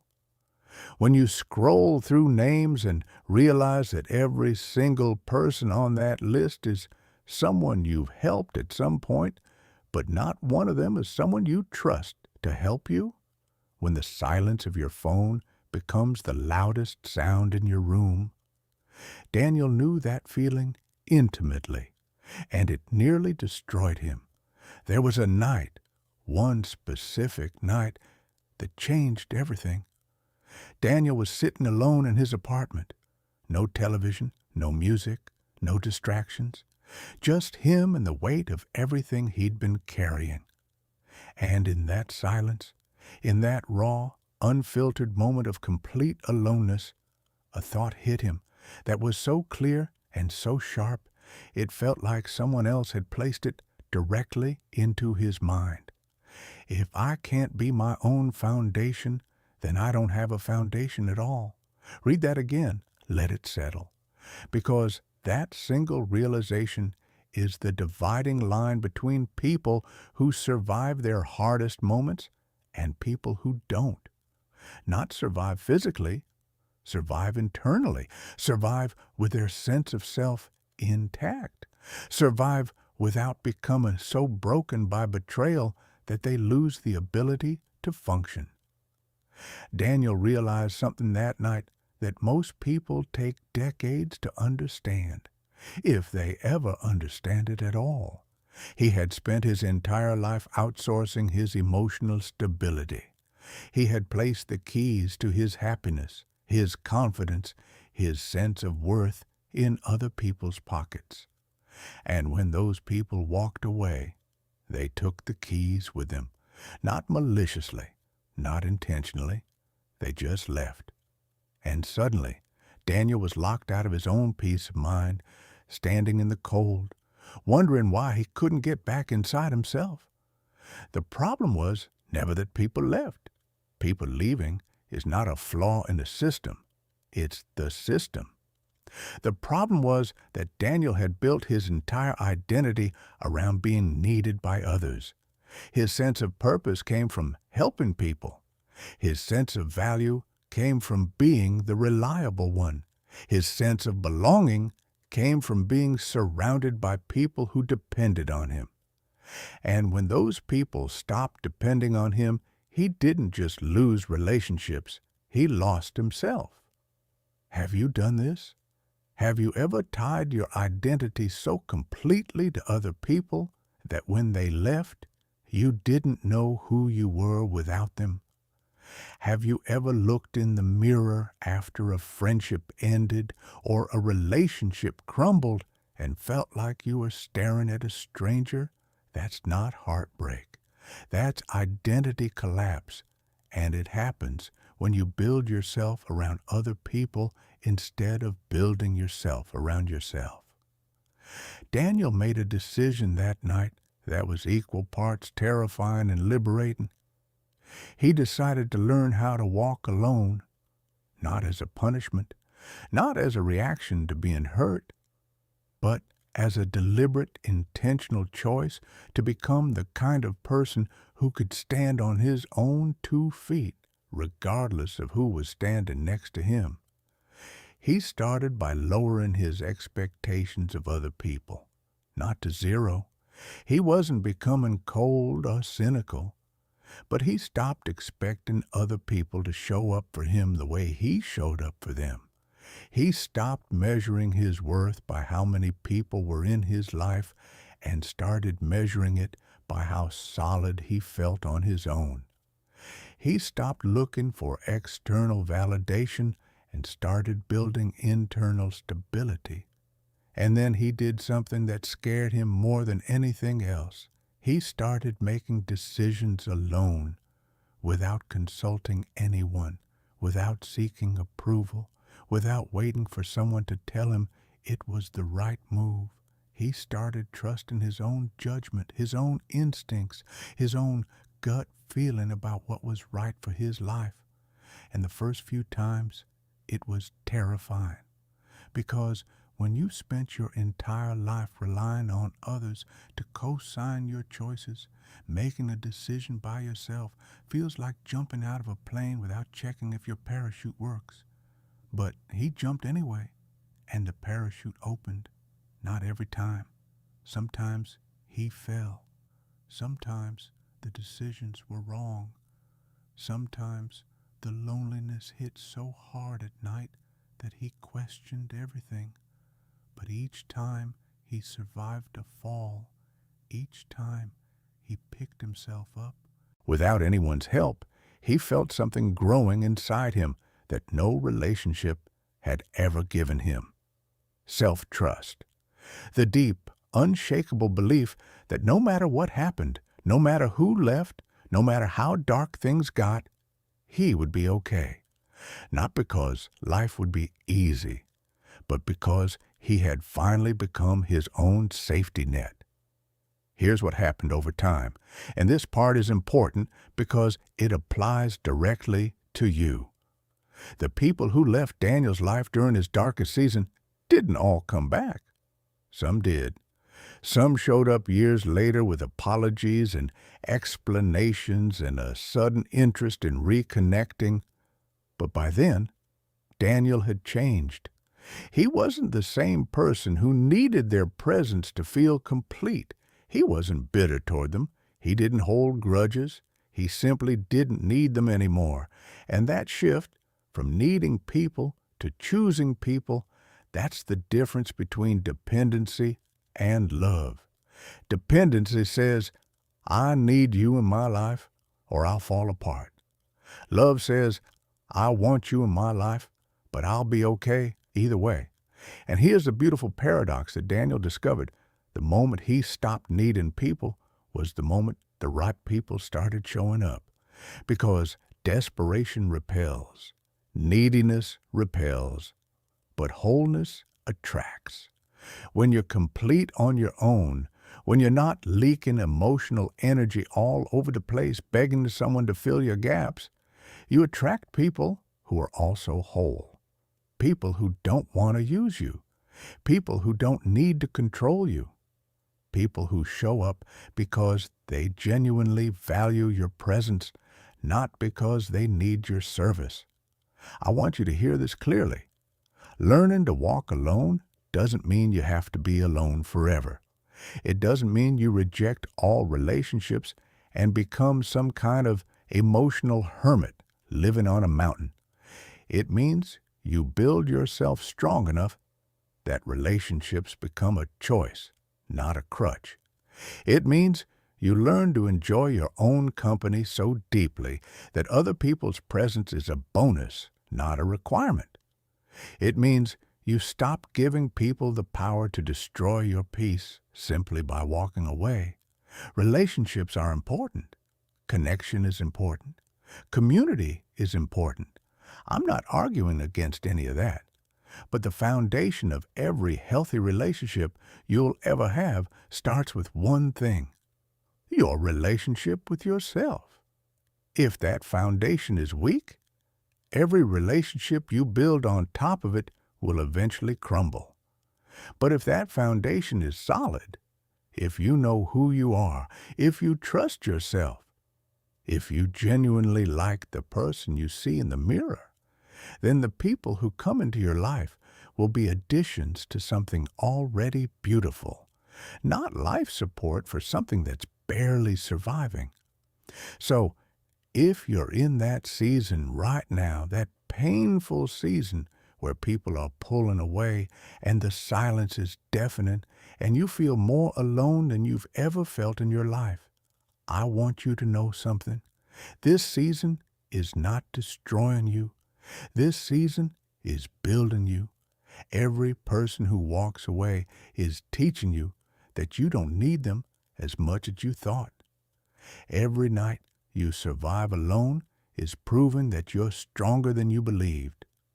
Every morning you wake up and keep going despite having no one cheering you on is evidence that the most reliable person in your life has always been you. Learn to walk alone, not because people are terrible, but because you deserve to know deep in your bones that you're capable of standing on your own. And once you know that, truly know it, nobody's absence will ever break you again.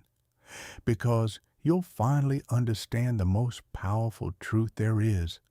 The strongest person you will ever have in your corner is yourself. And that person is never leaving. Chapter 7.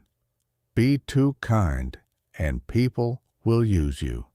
Let me say something that might make you uncomfortable. Something that goes against everything you were probably taught growing up. Something that sounds harsh on the surface, but might be the most loving thing anyone has ever said to you. Your kindness is killing you, not kindness itself. Kindness is beautiful. Kindness is necessary. Kindness is one of the most powerful forces on the planet. But the way you practice kindness, the way you give without limits, sacrifice without boundaries, show up for everyone while ignoring yourself, that specific brand of unlimited, unconditional, bottomless kindness is not a virtue. It's a wound disguised as one. And somewhere deep inside, you already know this. You've felt it. That hollow feeling after you've given everything to someone and received nothing in return. That sting when you realize the person you just helped wouldn't cross the street for you. That quiet devastation when it hits you that people don't love you for who you are. They love you for what you do for them. And the moment you stop doing, they stop loving. That's not a reflection of your worth. That's a reflection of your boundaries, or more accurately, your complete lack of them. Let me tell you about Julian, because Julian was the kindest person in every room he walked into, and it almost destroyed him. Julian grew up believing one simple equation: kindness equals love. If he was kind enough, people would love him. If he was helpful enough, people would stay. If he was selfless enough, generous enough, accommodating enough, the world would reward him with the connection and belonging he craved. It was a beautiful theory, the kind of theory that looks perfect on paper and falls apart completely in practice. From the time he was a kid, Julian was the helper, the fixer, the one who carried everyone else's emotional weight on his shoulders without ever asking anyone to carry his. Friend going through a breakup? Julian was there with hours of listening and homemade soup and exactly the right words at exactly the right time. Colleagues struggling with a deadline? Julian would stay late, take on extra work, sacrifice his own evening without a second thought. Family member in crisis? Julian would drop everything, cancel his own plans, rearrange his entire life to be wherever he was needed. And he never asked for anything in return. Never. Not because he didn't need anything, but because asking felt selfish. Because somewhere in his programming, in the deep code that was written into him during childhood, the idea of having needs was synonymous with being a burden. And Julian would rather collapse under the weight of everyone else's problems than risk being seen as someone who needed help himself. Does this sound familiar? Are you reading this and seeing your own reflection staring back at you? Because if you are, I need you to pay very close attention to what comes next. The problem with being everything to everyone is that you eventually become nothing to yourself. And when you become nothing to yourself, the world follows your lead. People don't treat you the way you deserve to be treated. They treat you the way you teach them to treat you. And every time Julian said yes when he meant no, every time he smiled when he was hurting, every time he put someone else's needs above his own basic dignity, he was teaching the world a very specific lesson. My feelings don't matter. My time isn't valuable. My needs can wait. I am here to serve, not to be served. And the world learned that lesson perfectly. Over time, Julian noticed a pattern that he couldn't ignore no matter how hard he tried. The people he helped the most were the people who respected him the least. The people he sacrificed for were the people who took him for granted the most aggressively. The people he was most loyal to were the people most likely to disappear when he needed them. It wasn't a coincidence. It was cause and effect. Because when you make yourself infinitely available, you become infinitely disposable. When you never say no, your yes loses all its value. When you treat your own time and energy like they're worthless, other people will do the exact same thing. Not because they're evil, but because you've trained them to. Think about this.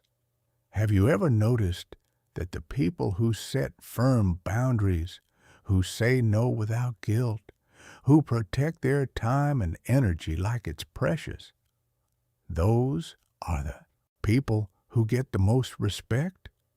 Not the ones who give the most, not the ones who sacrifice the most, the ones who value themselves enough to draw lines. That's not selfish.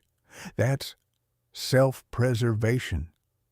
And there's a massive difference between the two that most people never learn until the damage is already done. Julian's breaking point came from the most predictable place imaginable, his closest friend, the person he had done the most for, the person he had bent over backwards for, lent money to, stayed up countless nights listening to, defended in front of others, supported through every failure, and celebrated through every success. That person, the one who owed Julian more gratitude than anyone else on the planet, betrayed his trust in the most casual, effortless way, as if the years of friendship, the countless sacrifices, the mountain of kindness Julian had piled at their feet meant absolutely nothing, and Julian shattered, not just emotionally. Something deeper broke, the fundamental belief system that had governed his entire life. The equation that kindness equals love collapsed in on itself because he had been kind. He had been so impossibly, exhaustingly kind. And what did he get for it? Not love, not loyalty, not reciprocity. He got used, thoroughly, completely, unapologetically used. That night, Julian sat in silence, not the peaceful silence of meditation, the brutal silence of a man watching everything he believed in burn to the ground. And in that silence, a voice spoke. Not a mystical voice, not a divine intervention, just the quiet, steady voice of his own common sense, the voice he had been ignoring for years because listening to it felt selfish. The voice didn't say anything dramatic. It simply said something his mother had told him a long time ago, words he had heard but never truly listened to. Be good, but don't be so good that people start seeing your goodness as weakness. And there it was, the truth that had been hiding in plain sight his entire life. Goodness without boundaries isn't goodness. It's an invitation for every opportunist, every emotional parasite, every person who takes more than they give to walk right into your life and help themselves to whatever they want. Because you'll let them, you'll smile while they do it, and you'll blame yourself when it hurts. Julian's transformation didn't happen in a single dramatic moment. It happened in 1,000 small decisions, each one harder than the last. The first time he said no to someone who expected a yes, his hands were shaking. The first time he didn't apologize for having a different opinion, his stomach was in knots. The first time he walked away from a relationship that was draining him instead of filling him, he felt like the worst person on the planet. Because that's what happens when you've been conditioned to believe that your purpose in life is to make other people comfortable. Setting a boundary doesn't feel like self-care. It feels like cruelty. Saying no doesn't feel like self-respect. It feels like selfishness. Putting yourself first doesn't feel like health. It feels like betrayal. But Julian kept going because he had finally understood something that he wished he had learned 20 years earlier. The people who truly love you will never be threatened by your boundaries. The people who truly value you will never punish you for saying no. The people who truly deserve a place in your life will never ask you to destroy yourself to keep them comfortable. And the people who do? The people who get angry when you stop being their doormat? The people who call you selfish when you start treating yourself with the same kindness you've always given them? Those people just told you everything you need to know about why they were in your life in the first place. They weren't there for you. They were there for what you could do for them. And the moment you stopped performing, they lost interest. That's not love leaving. That's exploitation being exposed. Slowly, Julian rebuilt his life with new rules. He still helped people. He still cared. He still showed up for the people who mattered. But now there was a filter, a boundary system that he protected with the same intensity he used to protect everyone else. He asked himself a question before every act of kindness. Am I doing this because I want to, or because I'm afraid of what happens if I don't? If the answer was fear, he didn't do it. If the answer was guilt, he didn't do it. If the answer was genuine desire, if his heart said yes and his gut agreed, he moved forward with open hands and no resentment. And something remarkable started happening. The quality of his relationships transformed completely. The users, the takers, the emotional vampires who had been feeding on his kindness for years, they drifted away. Not because Julian pushed them out, but because people who are used to getting everything for free will always leave when you start charging. And by charging, I don't mean money. I mean respect. I mean reciprocity. I mean the basic expectation that a relationship should nourish both people, not just one.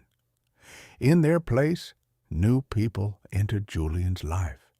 People who didn't need him to perform. People who didn't keep a running tally of what he owed them. People who gave as much as they received. People who didn't see his boundaries as walls, but as signs that said, this person knows their worth, and I respect that.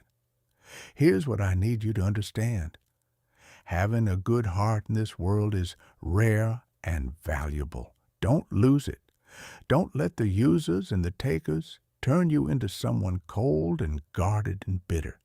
That's not the answer either. The answer is balance. The answer is being kind without being a pushover, being generous without being depleted, being loving without being lost. You can hold the door open for someone and still know when to close it. You can forgive someone and still choose not to let them back in. You can care deeply about people and still care deeply about yourself. These things are not contradictions. They're the definition of emotional maturity. And here's the hardest truth of all. Some people will never appreciate your kindness. No matter how much you give, how long you stay, how many times you sacrifice.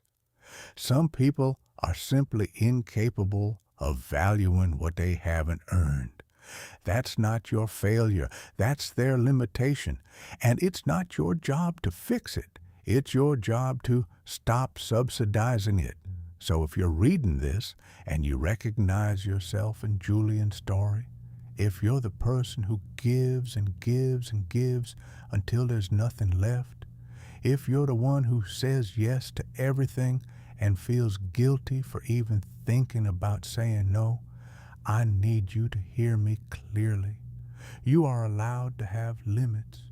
You are allowed to say enough. You are allowed to choose yourself without it being a betrayal of everyone else. Your kindness is a gift, not an obligation.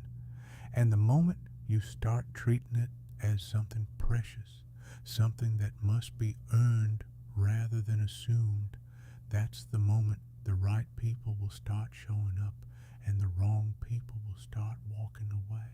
And both of those things are exactly what needs to happen. Chapter 8. Silence is the strongest answer to every pain. There's a moment in every person's life when they realize that words are not always the answer. You spend years believing that if you could just explain yourself clearly enough, people would understand. If you could just defend yourself eloquently enough, people would see the truth.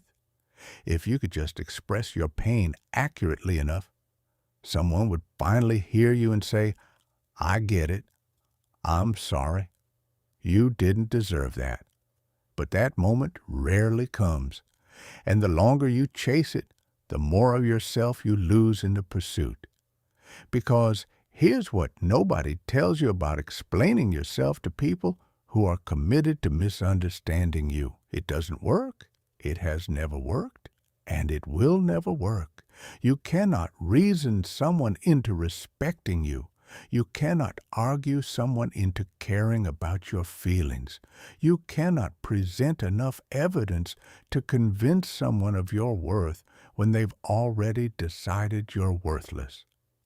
Some battles cannot be won with words, and the sooner you accept that, the sooner you stop bleeding.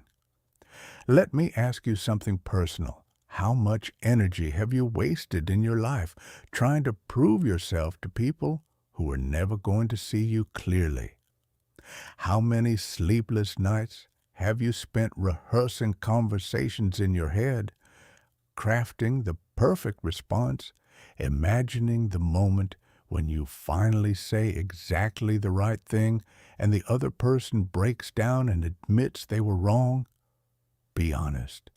How many of those conversations ever happened the way you imagined? And even when they did, even when you said exactly what you planned, did it actually change anything? Did the person suddenly transform? Did the relationship magically heal? Did the pain disappear? No, because the kind of person who hurts you without remorse isn't going to be moved by your words. They've already decided what you mean to them, and no speech, no matter how powerful, is going to rewrite that decision. The only thing your words do in that situation is give them more ammunition, more information about where you're vulnerable, more proof that they still have power over you, more evidence that they can still make you react. And that's the trap. The need to be understood is one of the deepest human desires. We are wired for it. We crave it the way we crave oxygen. Being misunderstood feels like suffocating. Being falsely accused feels like drowning. Being dismissed by someone you care about feels like dying a small death every single time it happens. And so we fight. We explain. We defend. We write long messages at 2 in the morning. We have conversations that go in circles for hours. We pour our hearts out to people who are holding buckets with holes in them, and we end up emptier than when we started. Let me tell you about Ryan, because Ryan spent years drowning in words before he finally discovered the power of silence. Ryan was the open book, the guy who wore his heart not just on his sleeve, but on his forehead. You always knew what Ryan was feeling because he would tell you in detail, with enthusiasm, with vulnerability that most people found either refreshing or uncomfortable, depending on their capacity for emotional honesty. He shared his dreams with people who didn't deserve to hear them. He shared his fears with people who would later use them against him. He shared his love with people who treated it like a free sample at a grocery store, something you take, enjoy for a moment, and forget about before you reach the next aisle. And every time someone hurt him, Ryan's first instinct was to talk about it, to explain, to understand, to ask why. Why did you do that? What did I do wrong? Can we talk about this? Let me explain my side. Let me tell you how that made me feel. Let me show you the wound so you can see how deep it goes. He believed, truly believed, that communication could fix anything. That if two people just kept talking, kept trying, kept being honest with each other, they could work through any problem. And in theory, he was right. Communication is the foundation of every healthy relationship.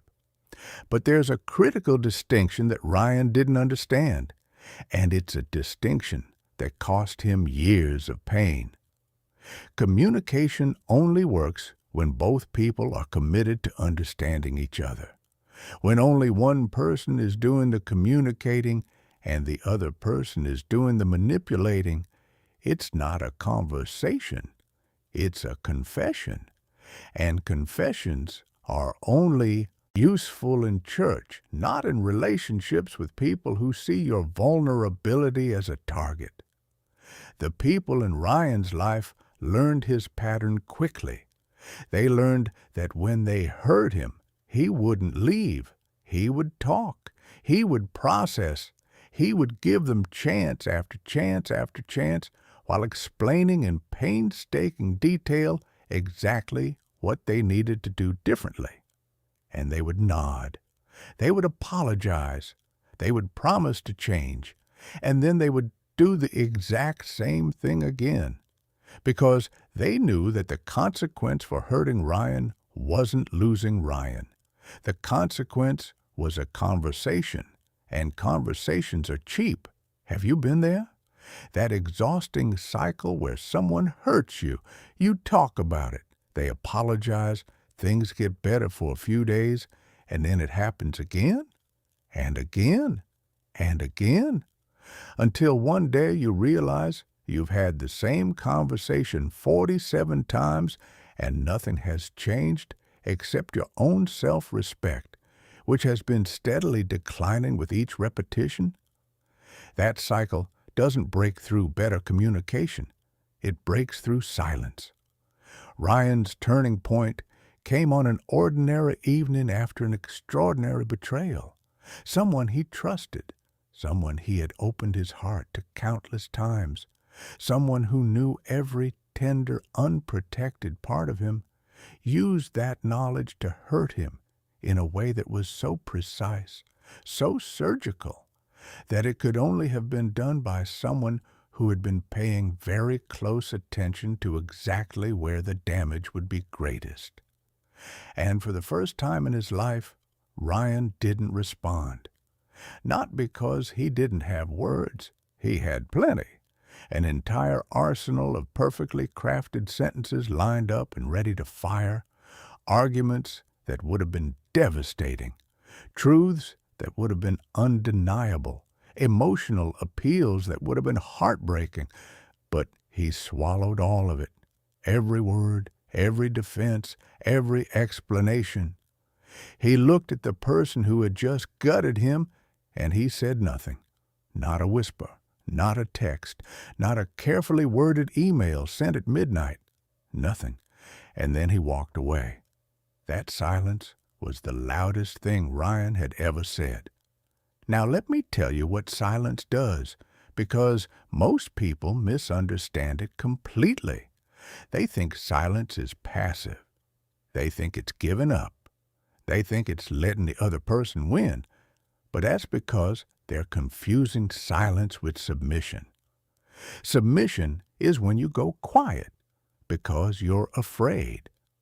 Silence is when you go quiet because you've realized that some people don't deserve your words.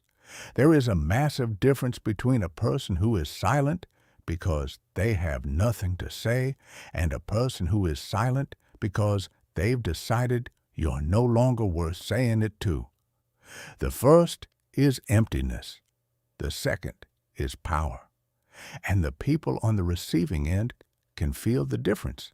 They can feel it in their bones.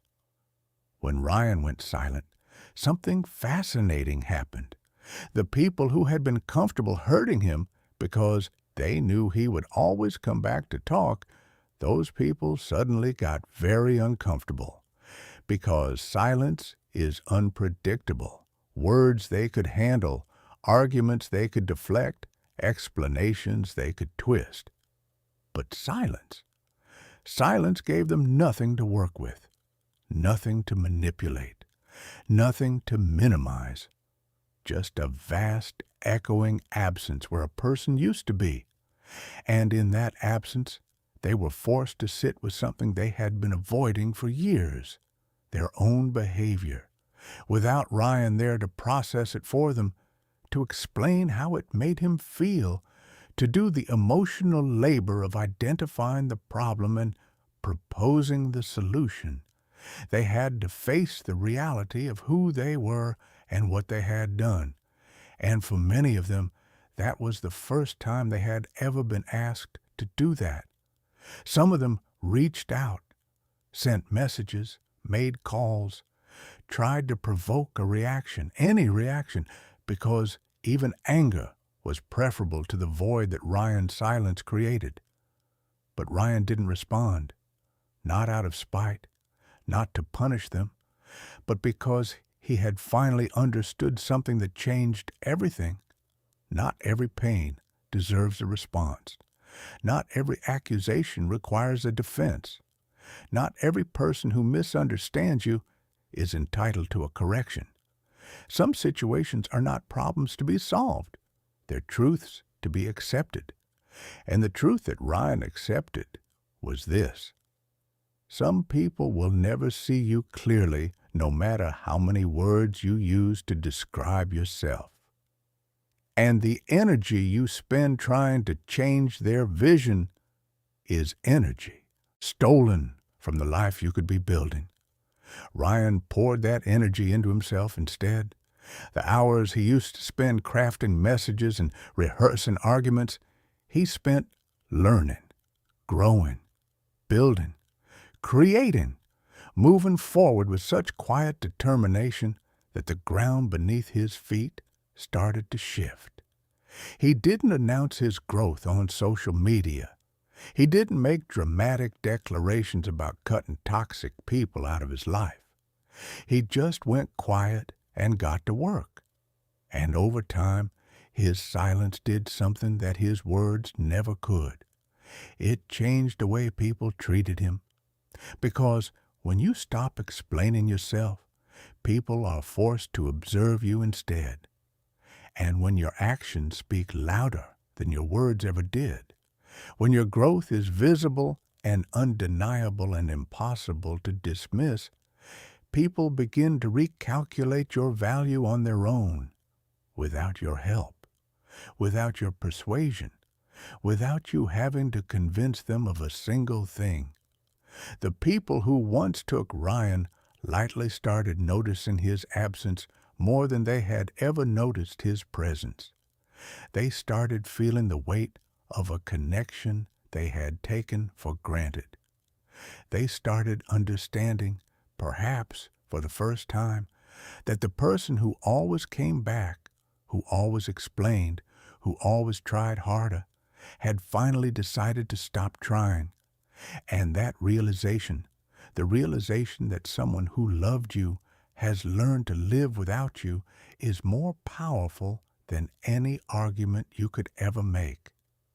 Here's what I want you to take from this. You don't owe the world an explanation. You don't owe anyone a defense of your character.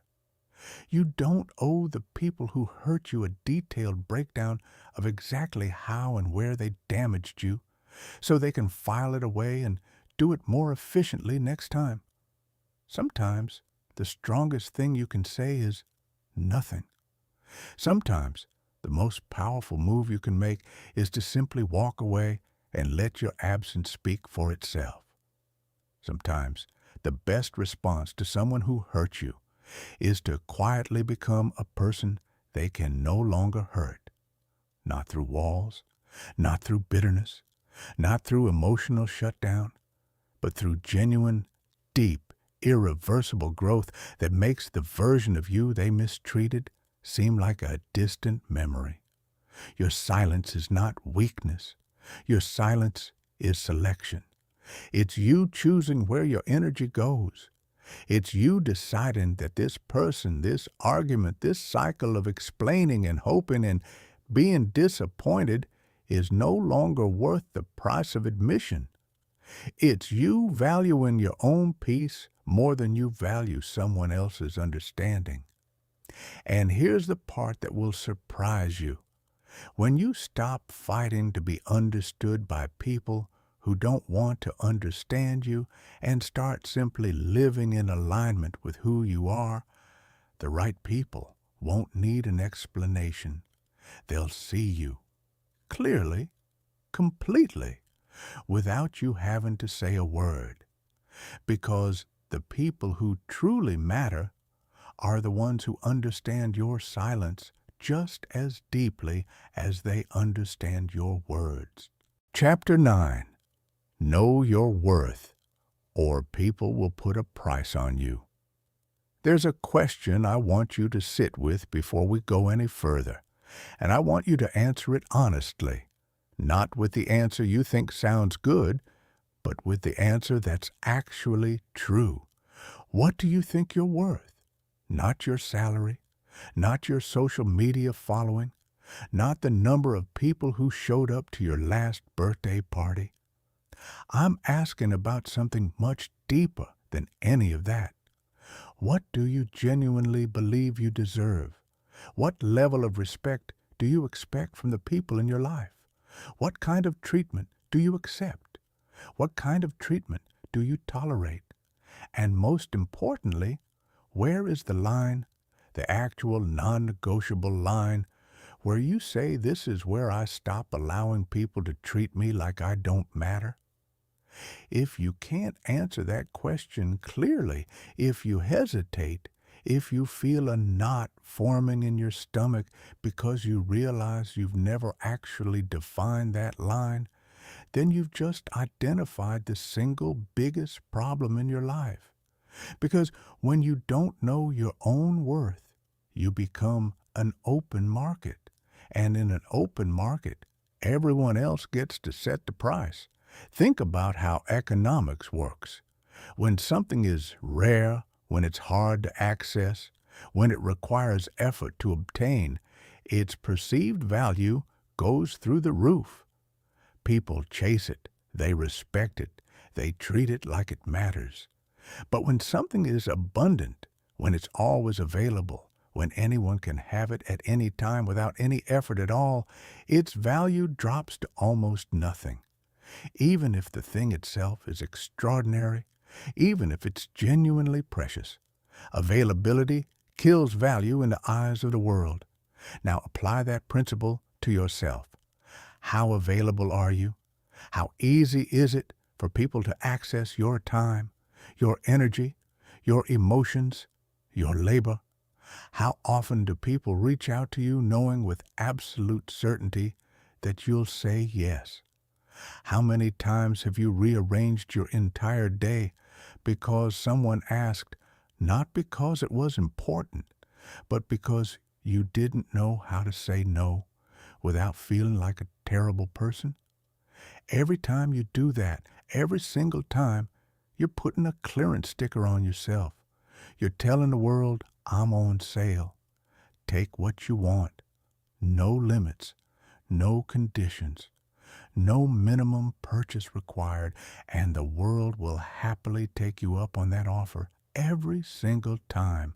Let me tell you about coal. Because coal was the human equivalent of a 24-hour convenience store, always open, always available, always stocked with whatever anyone needed, whenever they needed it. Cole was the guy who never turned his phone off, the one who responded to every message within minutes, no matter what he was doing, the one who canceled his own plans to accommodate someone else's last-minute request without even pausing to consider whether he wanted to. He bent his schedule around other people's needs like his own time had no structure, no value, no purpose beyond being useful to someone else. And he did it with a smile, because Cole genuinely believed that being constantly available was the same thing as being a good person. He equated his accessibility with his lovability. In his mind, the equation was simple. If I'm always there for people, they'll always be there for me. If I never let anyone down, no one will ever let me down. If I make myself indispensable, I'll never be abandoned. But that equation was fatally flawed, and Cole was about to learn why in the most painful way possible.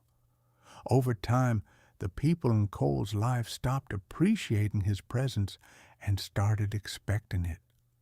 There's a crucial difference between those two things, and it's the difference between being valued and being consumed. When someone appreciates you, they notice what you do. They acknowledge it. They reciprocate. When someone expects you, they don't notice what you do. They only notice when you stop doing it. Your presence isn't a gift to them. It's a utility, like running water or electricity, something that's just supposed to be there, and the only time it gets any attention is when it breaks down.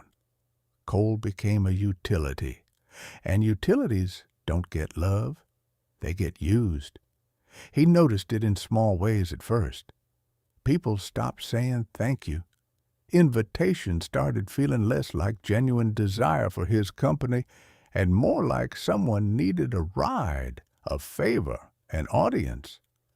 Conversations became one-directional, always about the other person's problems, never about his. And when Cole, occasionally, rarely, tentatively, brought up something he was struggling with, he could feel the discomfort in the room. People didn't want to hear about Cole's problems. That wasn't his role. His role was to listen, to help, to fix, to serve. Having needs of his own disrupted the entire dynamic. Have you ever felt that? That sickening realization that the people around you have unconsciously assigned you a role, and that role doesn't include being human? That you've been cast as the strong one, the reliable one, the one who doesn't break down, and now everyone is so comfortable with that casting that they can't even process the idea that you might be struggling too. That's not a relationship. That's a performance. And you've been given an encore every single day without anyone buying a ticket. Cole's moment of clarity came one evening when he stood in front of his bathroom mirror after an exhausting day of being everything to everyone. He looked at his own reflection, and for the first time in years, he actually saw himself. Not the version of himself that performed for others, not the smiling, accommodating, always fine version that everyone else interacted with. The real one, the tired one, the one with shadows under his eyes and weight on his shoulders and a sadness so deep that he couldn't even remember when it started. And he asked himself a question that cracked his entire world open. Why am I giving so much to people who wouldn't even notice if I disappeared tomorrow? The answer was immediate and devastating, because he didn't believe he deserved better. Somewhere deep in his operating system, buried under years of conditioning and people-pleasing and chronic self-neglect, was a belief so fundamental that it colored everything he did. The belief that his value came from his usefulness, that he was only worth something when he was doing something for someone, that without his service, without his sacrifice, without his constant availability, he was nobody, just another face in the crowd with nothing special to offer. And there it was, the root of everything, not other people's behavior. his own belief about himself, because people were treating him exactly the way he was teaching them to treat him. And he was teaching them, through every unprotected yes and every swallowed no, that he wasn't worth protecting. That night, Cole made a decision that felt like treason against everything he had ever been. He decided to matter to himself, not in a selfish way, not in an arrogant way, in the most basic, fundamental, should have happened years ago way. He decided that his time had value, his energy had limits, his emotions deserved consideration. His needs were not optional extras that could be addressed if and when everyone else's needs had been satisfied first. He started small. He let a call go to voicemail. He declined an invitation without offering an elaborate excuse. He said the word no and didn't follow it with 17 sentences of justification. Each small act of self-prioritization felt enormous, like he was breaking some sacred contract that he had signed without reading the terms. But with each small act, something shifted inside him. Something that had been compressed for years started to expand. His sense of self, his understanding of his own value, his belief that he deserved to take up space in his own life. And predictably, beautifully, inevitably, the world responded, not immediately. Change never happens immediately. But gradually, the people who had been treating Cole like a free resource started recalibrating. Some of them adapted. They learned to respect his boundaries. They started showing appreciation instead of expectation. They began to see him as a person again instead of a service. And the ones who couldn't adapt, the ones who only valued Cole for what he could do for them, they left. And their departure didn't feel like loss. It felt like surgery, painful in the moment, but life-saving in the long run. Here's what I need you to engrave on your mind. You teach people how to treat you every single day. Every interaction is a lesson. Every response is a curriculum. When you tolerate disrespect, you're teaching people that disrespecting you is acceptable. When you accept less than you deserve, you're teaching people that less is all you expect. When you never walk away from anyone, no matter how badly they treat you, you're teaching people that there are no consequences for hurting you. But when you stand up, when you draw a line, when you say this is how I expect to be treated and I will not accept anything less, the entire dynamic shifts, not because people suddenly become better, but because they suddenly realize that you're not the easy target they thought you were. And people, all people, treat difficulty with more respect than they treat convenience. Your worth is not determined by how many people want you around. Your worth is not measured by how useful you are to others. Your worth is inherent. It exists whether anyone acknowledges it or not. It exists when you're productive and when you're resting. It exists when you're helping someone and when you're helping yourself. It exists when the room is full of people celebrating you and when the room is empty and you're sitting alone in the dark. But here's the catch. You have to believe it first, because the world will never value you more than you value yourself. That's not a motivational cliche. That's a law of human interaction as reliable as gravity. The respect you receive from the world will never exceed the respect you give yourself. The love you receive will never exceed the love you have for your own heart. The treatment you accept from others will never be better than the treatment you demand for yourself. So demand better, not loudly, not aggressively, not with ultimatums and tantrums and dramatic exits. Demand it quietly, firmly, consistently, through the way you carry yourself, the way you protect your time, the way you choose who gets access to your energy and who doesn't. Demand it by walking away from tables where your presence isn't valued. Demand it by refusing to beg for a seat when you deserve to be at the head. Because the moment you truly, deeply, irreversibly understand your own worth, you'll never have to convince anyone else of it again. They'll see it in the way you move. They'll feel it in the way you speak. They'll sense it the moment you walk into a room. And nobody ever again will make the mistake of thinking you're cheap. Chapter 10. Pain doesn't make you weak. It makes you unbreakable. There's something about pain that nobody tells you when you're in the middle of it. When you're lying on the floor of your life, when everything you built has crumbled, when the people you trusted have vanished, when your dreams look like wreckage and your confidence feels like a distant memory, nobody tells you the most important truth about what you're going through. This is not the end of you. This is the making of you. I know that sounds impossible right now. I know that when you're drowning in pain, the last thing you want to hear is that it's somehow good for you. It feels patronizing. It feels dismissive. It feels like something a person who's never really suffered would say from the comfort of their easy life. But I'm not saying pain is good. Pain is brutal. Pain is ugly.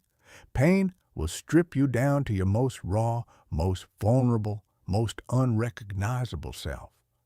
What I'm saying is that what you do with that pain, what you build from that wreckage, what you become after the worst has already happened, that's where your real life begins.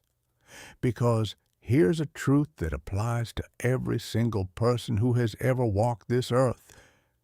You don't know how strong you are until being strong is the only option you have left. You can read about strength. You can admire it in others. You can watch movies about it and listen to speeches about it and nod along thinking, yes, I understand. But you don't understand.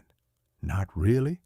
Not until you're standing in the fire yourself, feeling your old self burn away, and discovering that underneath all the layers you thought were you, there's something harder, something deeper, something that refuses to die, no matter how hot the flames get. Let me tell you about Leo, because Leo's story is the story of what happens when life takes everything from you and you're left with nothing but a choice. Leo was soft, not weak, soft. There's a difference. He felt things deeply. He loved without reservation. He trusted without suspicion. He moved through the world with an openness that made him incredibly easy to connect with and incredibly easy to hurt. And the world, as it always does with soft people, took full advantage. The people he loved the most broke him the most. That's not poetic exaggeration. That's just the math of vulnerability. The more access you give someone to your heart, the more damage they can do when they decide to be careless with it. And the people Leo let closest, the ones he gave the keys to every unguarded part of himself, they were the ones who left the deepest scars.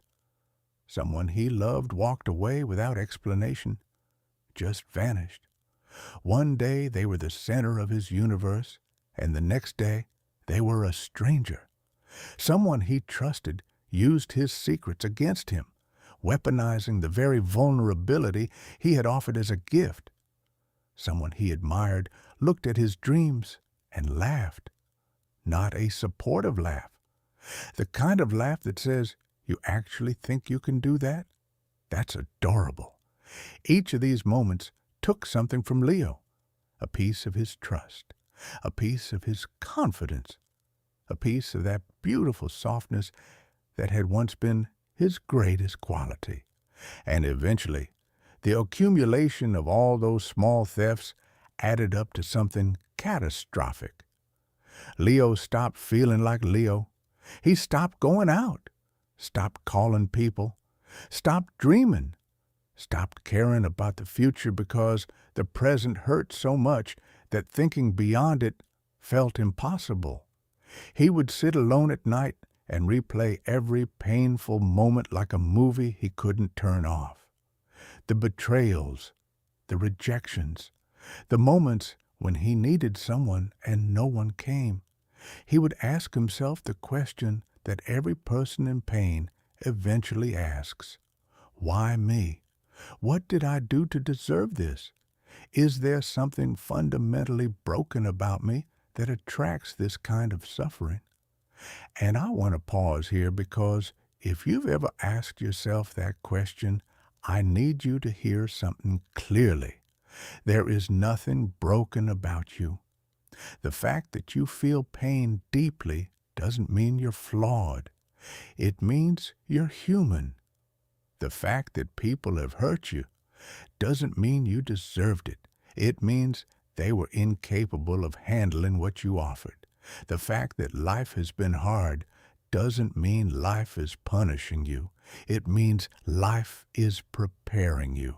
And I know that distinction feels meaningless when you're in the middle of it, but hold on to it anyway, because one day, sooner than you think, it's going to make all the difference.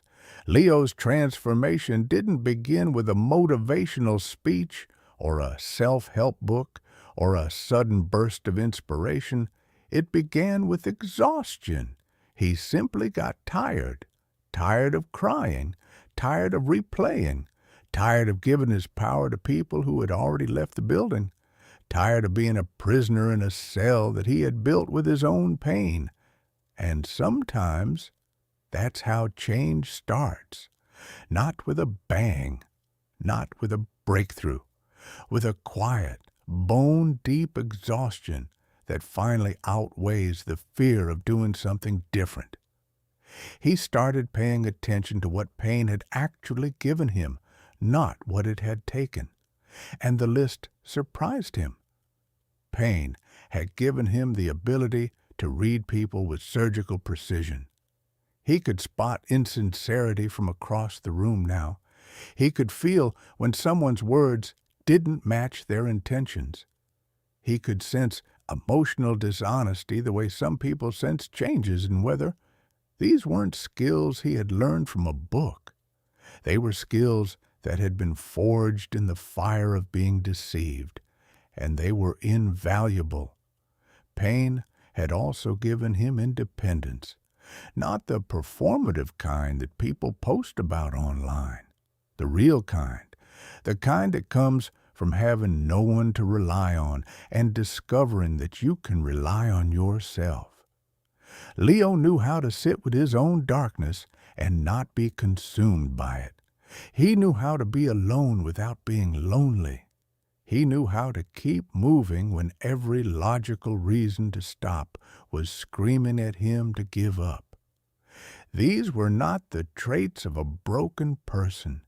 These were the traits of someone who had been through the fire and come out the other side still breathing. Slowly, with the patience of someone rebuilding a house from the foundation up, Leo started putting himself back together.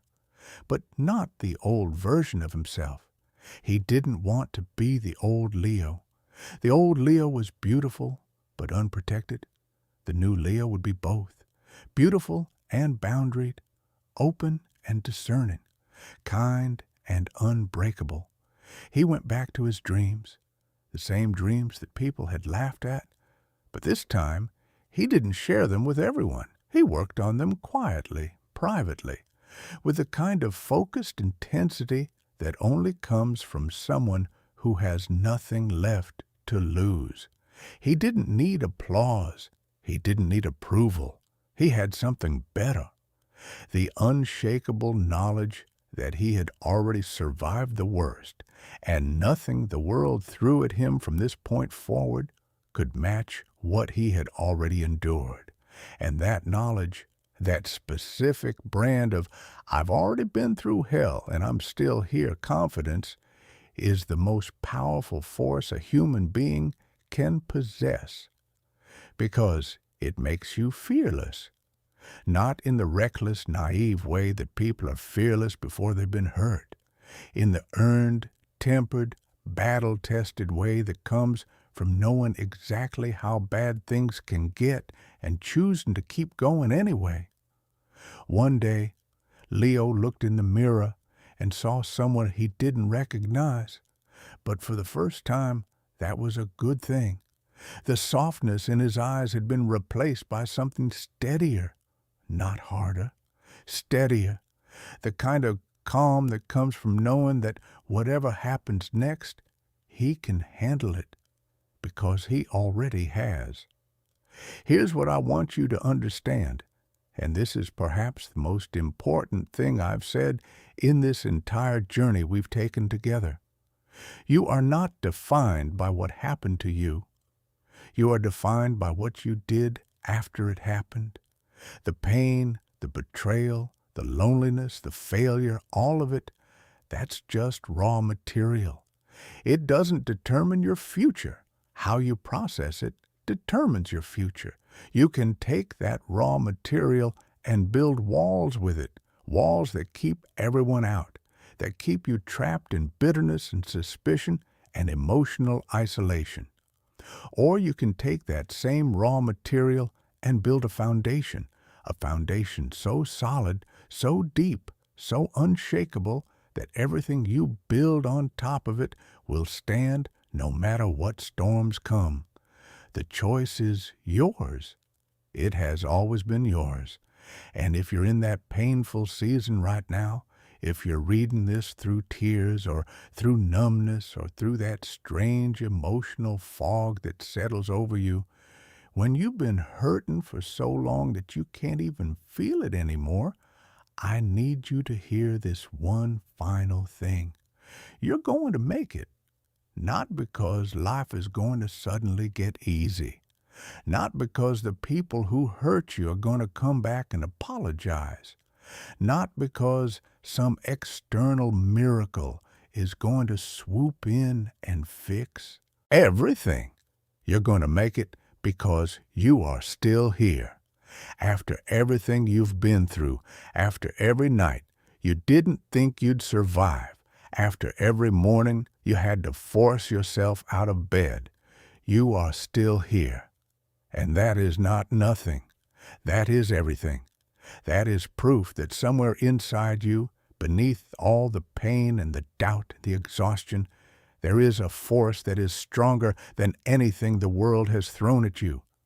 That force is you, the real you, the unbreakable you, the you that exists underneath every wound, every scar, every layer of self-doubt that other people's cruelty has piled on top of you.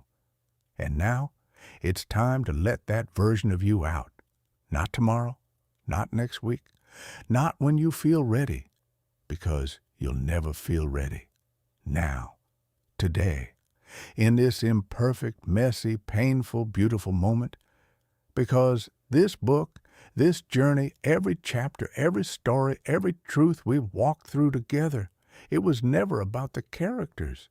It was never about Marcus or Derek or Nathan or Ethan or Daniel or Julian or Ryan or Cole or Leo. It was about you. Every single word was a mirror held up to your life, reflecting back the pain you carried, the strength you've forgotten, and the potential you've been too afraid to claim. You've been told to stay small. You refused to listen. You've been told you're not enough. You kept going anyway. You've been knocked down more times than you can count. And every single time, you got back up. That's not weakness. That's not failure. That's not a life that isn't working. That's a warrior in the making. That's a human being in the process of becoming something extraordinary. That's someone who is about to break every limit that was ever placed on them by the world, by other people, and most importantly, by themselves. So break them. Break every single one. And then rebuild yourself. Not as the person the world told you to be, as the person you were always meant to become. Because at the end of everything, when all the noise fades and all the people leave and all the distractions disappear, there is one person who will always be standing with you. One person who has been with you through every chapter of your life, every failure, every victory, every dark night, every bright morning. That person is you. And that person, my friend, is more than enough.